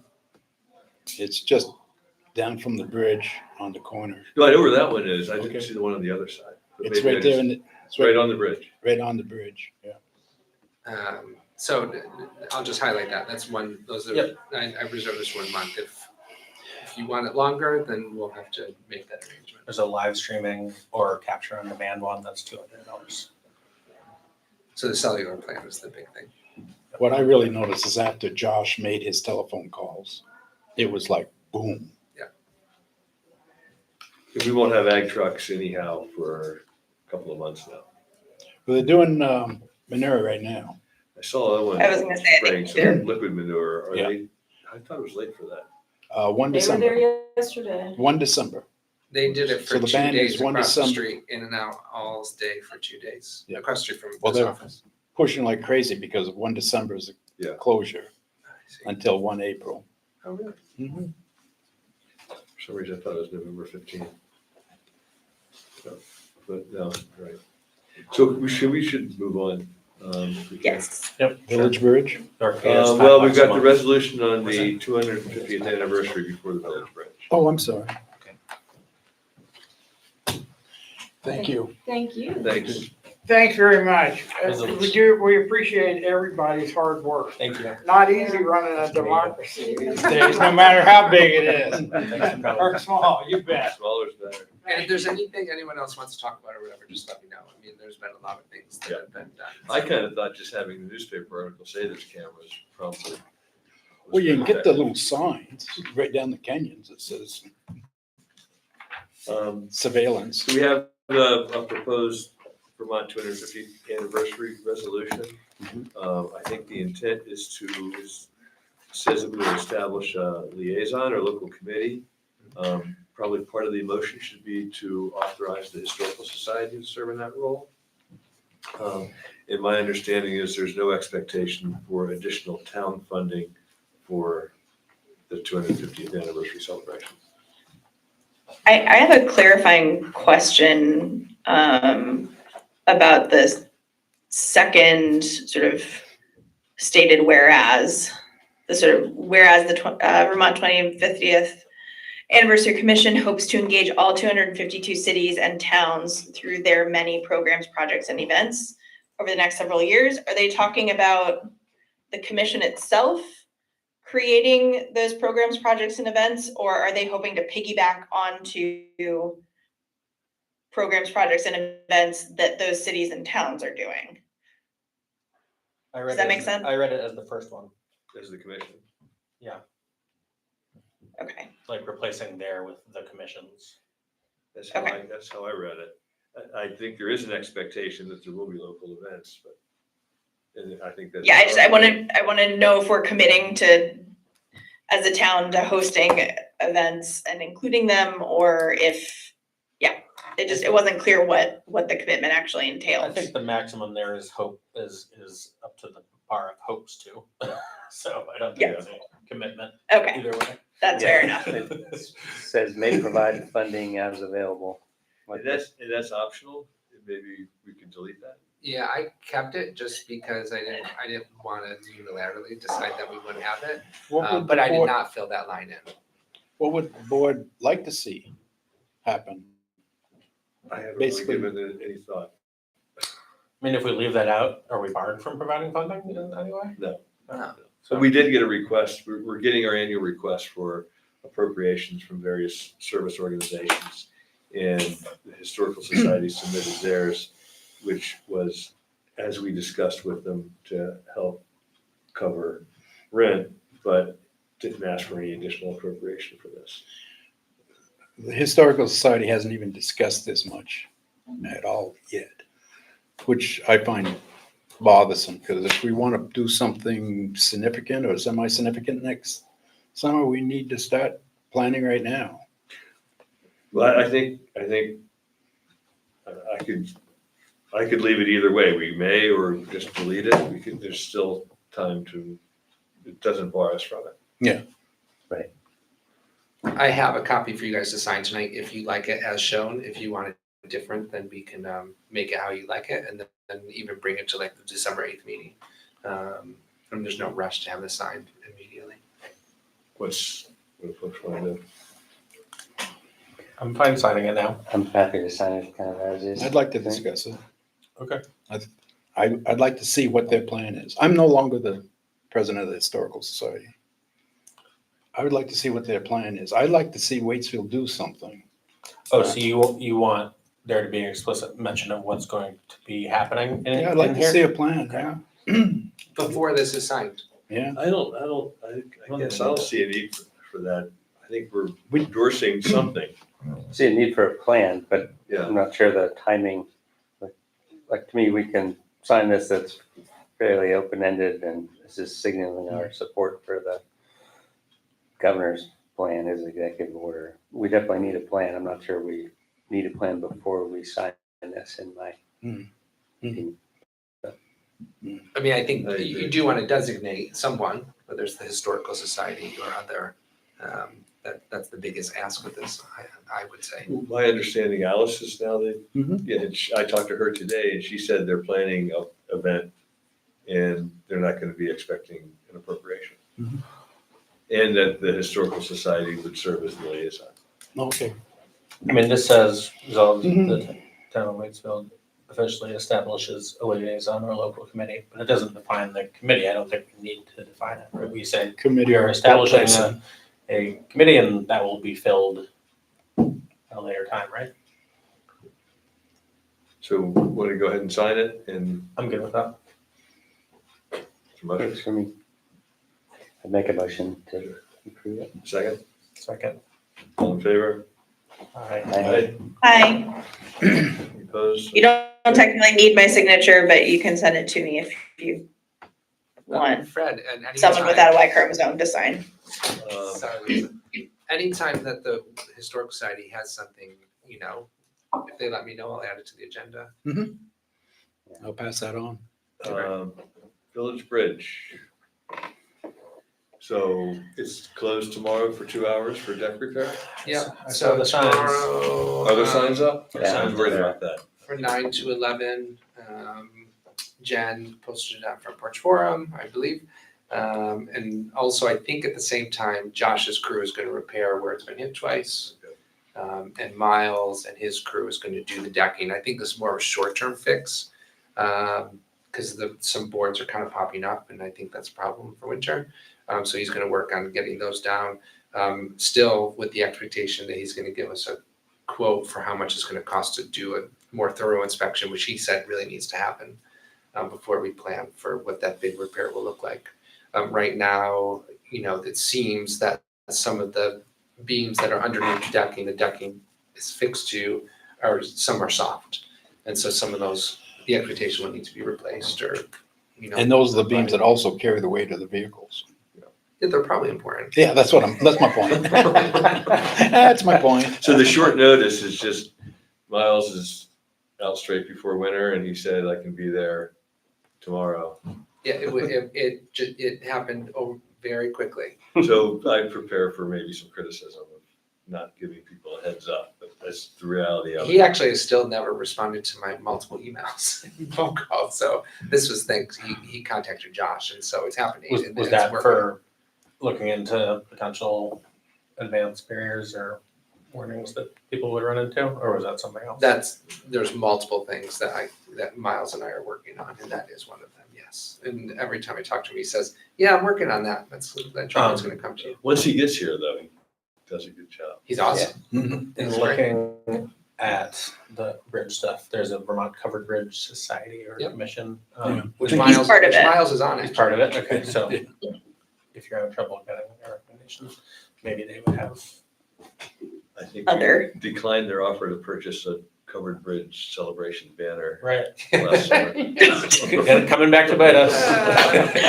I'll add that Josh Rogers and I had a conversation, and he knows the players for the covered bridge repairs, and Now we want to celebrate. he feels very strongly about using Miles for our covered bridge repairs. Yeah. I'd like to get a proposal from him for those repairs as we go into the Yes, budget season. I'd like to Yep. include it in this year's. yes. My hope was actually Being to in emergency management, I have to look at the worst case scenarios. And it would be tragic if we lost two bridges. Yeah, agreed. I was hoping to meet with them tomorrow, and I'm gonna try to meet up with them, but I'm also meeting with our engineer for the wastewater project, and he's gonna be here almost all morning. And that's a lot of archaeology work and tree work, et cetera. So if anybody wants to go talk to Miles, he'll be at the covered bridge apparently from 9 to 11. I may swing by. Yeah. Because have I a would meeting really like the down things here in the that- village at 11. And You did might we have I would do it if I was there, but I'm not. Did we hear anything from the truck owner company or anything? About the most recent hit? Yeah. I haven't talked to the sheriff's department since that day, so I don't know. I Okay. can't say. I mean, we had 2 conversations about it, and it seemed like the sheriff's department had it, knew how to move forward. So I don't know. I'd like to know, I'll check in with the sheriff's department tomorrow. because we got his plate number and everything. Mhm. And that's, maybe it's not fair to assume, but based on the photograph that was taken, my guess is that it's affiliated with a company that does a lot of service, in the state, but in our area as well. And I feel like if they're serving our community effectively, it would be really great for them to be aware of height restrictions on covered bridges that are our local assets. Yeah, I don't think that's an unfair expectation to have of them. Yeah, and there is a penalty for doing that in state law, and then some towns have put in expanded penalties, like Linden, I saw put 10 grand per incident. Is that what they did? Yeah, so I Now you're getting Fred's attention. I started to draft an email about it, but I just haven't been able to send it yet, but I think we ought to have an ordinance to that effect. you gotta get it passed through the legislature, that's the problem. I know, Is a it town is it ordinance. Yeah, A charter? Yeah, or I'll send it around. Yeah. But Linden is in the, They're in the statutes. forefront of, anytime you reach out to them, like, just talk to Lyndon. Yeah. They had one of those head knockers. You and can I tell got- when you Google covered bridge Really? penalty, yeah. 10,000 raises a lot of. Well, if you get stuck in the notch, that's 2,400. Is that all? They've been trying so hard to keep them out of there, but anyway. So we're, anything Pine else Brook? on the Village Bridge? No. Pine Brook? Do you want to mention Pine Brook? Yeah, Pine Brook's got Yeah, loose the agenda. floorboard, Go ahead. loose floorboards, and where this, did you say it just got hit again? That's what Josh told me. So that's This twice weekend. within a couple of weeks? Mhm. Oh my. I don't know what, same side? I believe so. Oh Coming my. down from the common? No, going, the other heading south. The north side. It's on the north side of the bridge, yeah. Yeah, it took out a series of boards and looked like a 2x4 cross member. Yeah, that kind of holds, like it's superficial, it's not structural, but yes. And again, our road crew is fixing that. And We're I fixing it. haven't talked to Miles, but my most recent conversation, outreach to Miles was also mentioning the floorboards on the decking of the Pine Brook. Yeah. Because I'm afraid it's probably the same thing happening. The It's possible. beams underneath are becoming compromised and the nails, screws aren't holding the floorboards down. And he did that for us, like the Flopping. mapping he did of this bridge, and he did every single beam. Did He he? went through with the drill and he called me and we went and looked at it. My guess is he'll do the same thing with the Pine Brook. And he did that actually for free. It took him 2 mornings. So that's, yeah, essentially, So that's, moving forward on both of those. yep, great. When you check the mapping for the Meadow Road, can you also see if we can put Low Bridge or something like that? It keeps getting it. For our other covered bridges. I've been curious about sort of how different mapping apps get their information because among other things, the speed limits are often not accurate on GPS depending on which service Yep. you're using. It doesn't reflect what the actual, and I'm guilty of assuming that that is what the speed limit is if I don't remember what sign I saw last. So I feel like that's a bigger question that if we get a clear answer on, I'd love to hear about. It's on my notes. Yeah, I was using Waze a lot the last couple of weeks, and it was remarkable that you'd see a 65 sign, and you're coming from a 45, and it would change right when you got to the sign. It was kind of amazing, It really is amazing. but I wouldn't trust it entirely. And then they also tried to take me over a class 4 road in Chelsea. That ended in boulders. Do you still have a front of your car or did you figure it out before? We said, nope.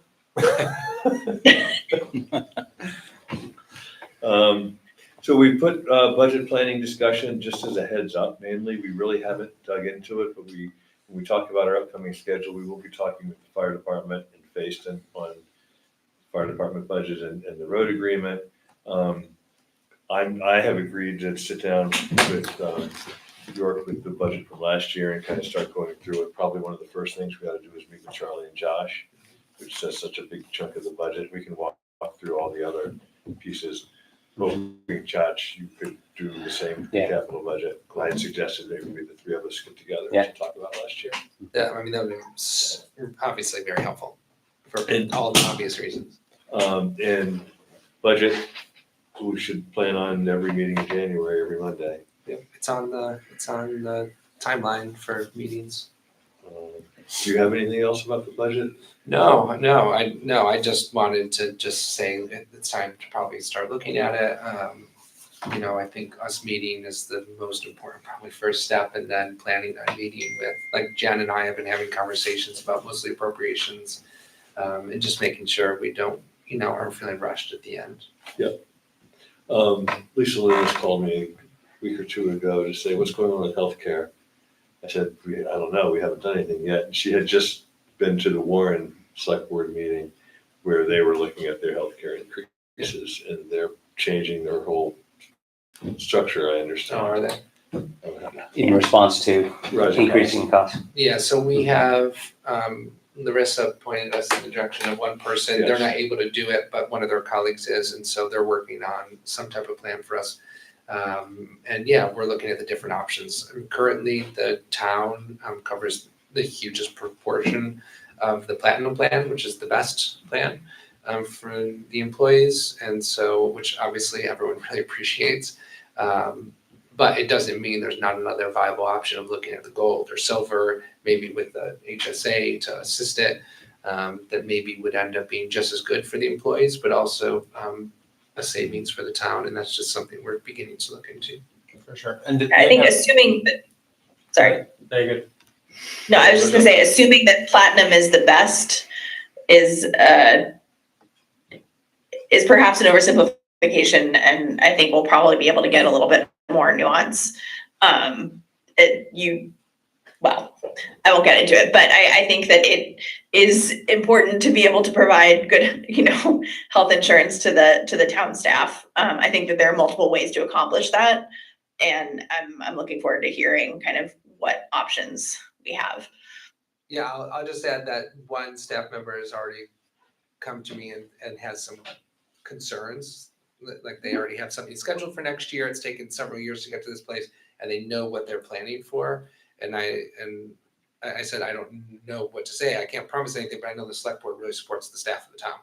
And so our, goal is to not certainly create a burden. But understanding the budgetary implications of healthcare is pretty big right now, so. When's our re-enrollment period and all that? Okay, is this a imminent decision we need to make before the budget process plays itself out, or? That's a great question. I don't remember last year. I don't remember, because now I'm confusing it. Jen hasn't made it sound like it's dire. I mean, I go to Jen for a lot of these things because she is our expert. As a history. I thought it went into effect July 1 of their fiscal year, just as we guys, because it's not on the exchange, so you don't have that Right. window for enrollment. I don't want to say it wrong, so I need to look House into. operates differently somehow. I mean, we get our coverage through the Vermont League of Cities and Towns, right? Yeah. So there must be an open enrollment period. Yeah. where they would announce the plan pricing for the upcoming year and the different options. Yeah, and it's been released. I mean, we have that. But I don't remember a date, and I could probably look. Okay, but we have that, we have the pricing. I mean, I believe that's what it is, yes. Again, I don't want to misquote The anything. different plan options, because that's what we would kind of need for the budget and need for decision making, Yep. and do we need to change this? Yeah, last year I remember plugging in the numbers from the VLCT. Yeah. Spreadsheet. Okay. Yeah, I almost feel like I included that in one of the select board meeting packets recently, but maybe I didn't. I think so. You don't think so? Uh, I have it, and You so. did, I don't think we talked about it. I'm pretty sure Jen sent it to me, and so if I have it, I'll include it. I'll make sure everyone gets it. But again, we're just starting to begin to talk budget, so I Yeah. haven't spent tons of time Yeah. on it. Just looking When- into new options. Just looping back really quickly, when you're talking with Charlie and Josh, it would be great to get a breakout of what it would cost to do additional sort of striping on East Warren Road for the fog lines, and also the painting that was part of the plan for the repaving of Bridge Street. Yep. To sort of indicate the pedestrian areas. I mean, even if it's, do you know what I'm talking about, Brian? You're saying it was Yes. gonna be green on the sides or something to indicate that there was. I know that doing that is not a foregone conclusion. I know that it's non-trivial, but I do think it's worth having conversation about whether or not it's a worthwhile addition. I stopped into the town office today and Josh was in with York and we talked about it, and Josh said he would get a price for the striping. It couldn't be done until spring. But he'll have a price and we can. The striping or the price? The striping. The price Right, can come okay. sooner. And we talked about, if you remember, Johnny Broder was in talking about the no parking area. Mhm. Josh was pretty adamant that he interpreted the suggestion that we had made, that I had made, that we delineate pedestrian areas as that being a really critical pedestrian area for kids.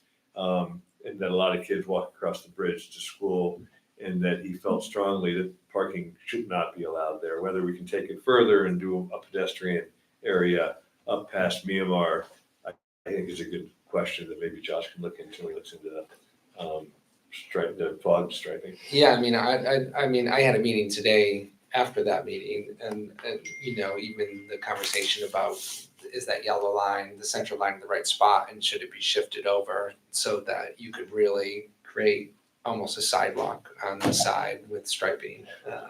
From the bridge to Jocelyn Hill. Yeah. Yeah. And that's part of what we're talking about, I think, and I think it's a good idea, especially when you start looking at On which side? access points for ledges. On the probably the north side. I think the north side. North side, okay. And then, yeah, I mean, this is also, you know, in coordination in some ways with access to ledges, in well, in my mind, it partially is. Yeah. Yeah. And yes, I'll just, Josh was very, very adamant that he feels very strongly about that no parking before the bridge. That it's a public safety and a child safety issue then. Yeah, I mean, when kids from school bike out that Yeah. walkway to go to their house on Yeah. Bridge Street. I can't remember if this was John's concern or ours. His was, I thought that it just went too far. It wasn't like we shouldn't have any striping there. He just thought it extended too far up the hill from the bridge. And he said, no, there was no place for people who are coming down to take a picture Take of the pictures, bridge. yeah. So they- That now they're parking in a different spot Yeah, to people's detriment.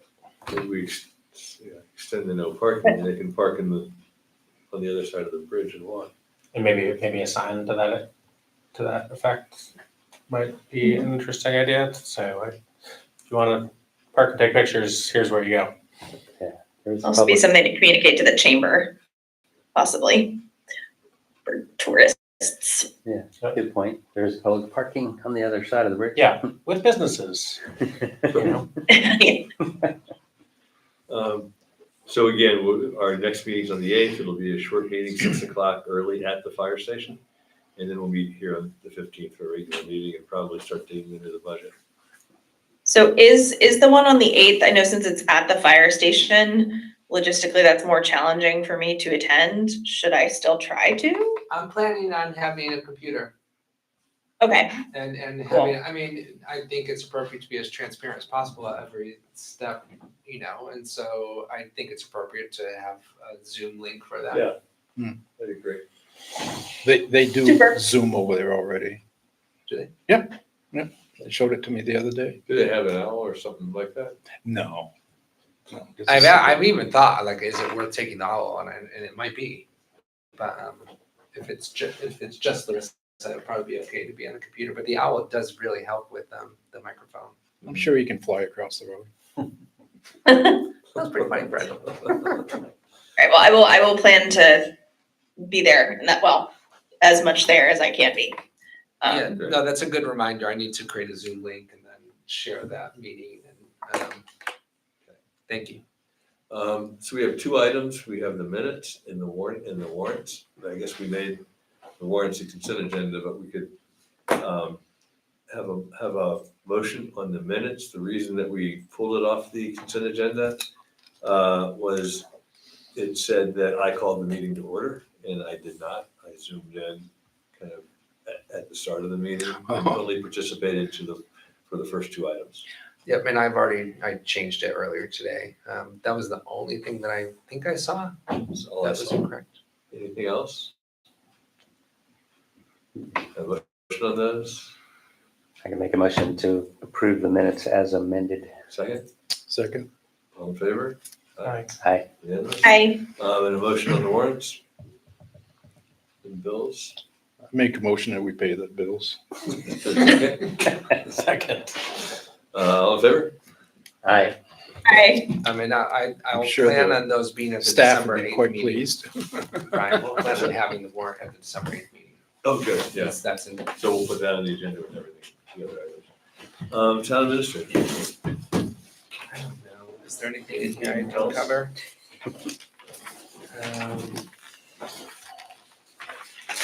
No, I think that's, the traffic ordinance, I wanna have a couple of meetings, before I present that to the select board.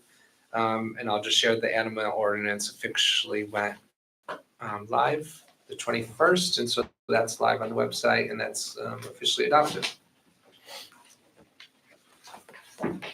Personally, I like the kind of bullet point format of your report. Made it super easy to read. Oh, Just good. kind of hone in. I was on also it. Yes. going to compliment that. Oh, really? Yep. Oh, okay. Yeah, I picked up on the same thing. Very well done. The agenda too.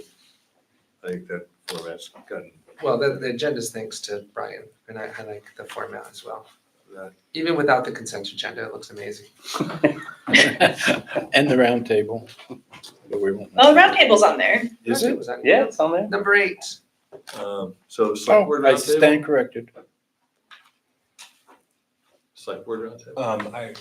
I can go very quickly. We had the Med River Valley Planning District Steering Committee Budget Planning Meeting on Thursday last week. And I can share with anyone kind of a draft work plan and a draft budget that they have. Let me know how best to do that without going through it in many minutes now. Their goal is a 5% increase for funders for the budget. And then for the, I just opened it. Shoot, I just lost it. Here it is. The work plan, I just wanted to solicit any additional items that the select board wanted to ask for support for in the 26, 27 year. And I can share that around, but just to flag that as something to think about. We're going to kind of do amendments to the work plan and probably vote on the budget next meeting in December, so. Then we'll go through all of the organizational support at one of our regular board meetings. Okay, and one big reason for the 5% increase, which is less than the last couple of years, but and less than since 2017, it's been through last year a 7.8% annualized increase, mostly driven by the last 2 years. They are planning on doing their first audit of the organization, which is still cost uncertain, but they're going to try to do their best to make it efficient and inexpensive as possible. Is there, well, just top of my head, the support they've given to the wastewater project has been invaluable. No, I said that at the meeting, and I think everyone appreciates that. Without them, Is there a staff change there? There is another part of the update. Sam Robinson is departed. He is still consulting on a part-time basis to hopefully help train the replacement. The job posting is out now. It was in 7 days last week. I've been out of town. I can forward. That's a loss. Sam was great. It's awesome. Yeah, no, and we sent him off at the meeting. And yeah, it's a loss for the community for sure. But they're actively looking for his replacement right now. One of the last things that he did actually was put together a draft of a LOT white paper that's Waitsfield specific. Yep. That sort of drills down on our numbers rather than doing a townwide thing. I haven't seen it yet. Not out yet. But that's something that is coming in early December. And I think the little subcommittee is meeting on Thursday of that first week as well. Just guessing from your comments that the work plan includes continued work by Josh on wastewater? Yes. Excellent. Anything else?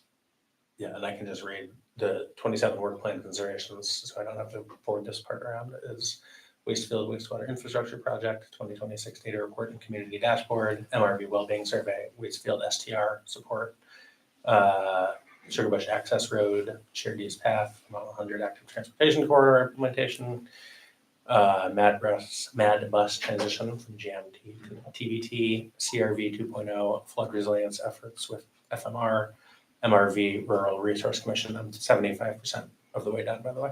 Sugar Bush Projects, MRVPD Admin, Communication and Outreach, Warrentown Garage, and MRV LOT. So if there are, I can forward this, but if there are things that. So they're still taking on the CBR, the recreation, conservation, because that was kind of Sam's, and I was unsure about that. This page says considerations, and they're mostly moving on from that. Yes. I would encourage some continued participation, just to provide that valley-wide. I think they are going to stay engaged, but not as Not the. the coordinating. Yes, exactly. Fred? No, nothing. Josh? Marissa, do you have anything for roundtable? I just, and it's possible that this was sort of discussed informally before I actually signed on, but I know that we were talking about the driving while intoxicated incident that happened and resulted in pretty significant damage to property. And I was just wondering if there is anything in our process as a board, in our, like, you know, interviews of folks coming in for their liquor licenses that, I don't know, we might want to think about. I know that there is signage usually about having a designated driver, things like that. But I don't know if that's something that is required by the state, or if that's just something that some establishments decide they're going to do. I don't know. It doesn't necessarily need to reflect in our process. I just wanted to acknowledge that that was a pretty significant occurrence, and I'm not sure if the establishment serving the individual was an establishment in our town, but that part of our policy in which we're able to call folks in to come talk to us, that it might be appropriate in this case. You want to talk? Fred I'd mentioned be- it earlier. Yeah, I'd be very curious to get the police report on that, see what his blood alcohol content was. And if he, I assume it was a he, yeah, it was a he. Yep. Was served at an establishment within Waitsfield. Sorry, Brian. If we can find I think that out. that's good for us to know, and I think And it's, if it was somebody, I think we do have the authority under the ordinance to ask them to come in and, just have a little chit chat with us. yes. If it's okay, then I'll look into that tomorrow and reach out to the state. yeah, and I'm sure The state troopers. I'm sure liquor control will also be looking into it, since this is a primary reason for the very strict dram shop laws that Vermont has. You know, and I don't know about like the specific rules around signage or things like that, but for sure, over serving they will be definitely looking at that, and we can incorporate it as part of our process as well. So we have 2 executive session items. One on cybersecurity and one on contract negotiation.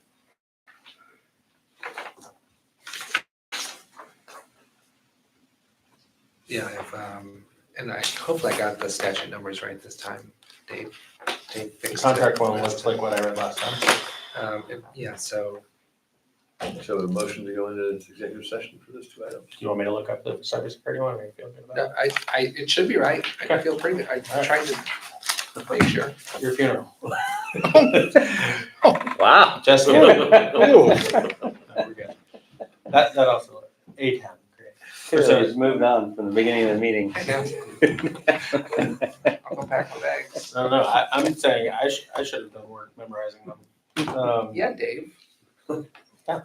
So is there, I didn't, that's what I'm saying. So. Yes, so moved. but you are making that motion. I'm making that motion pursuant to 1 VSA 315A10, entering into session to discuss cybersecurity, and pursuant to 1 VSA 315A1A. Second. All in favor? Aye. Fell apart. Aye. It's gonna work. It is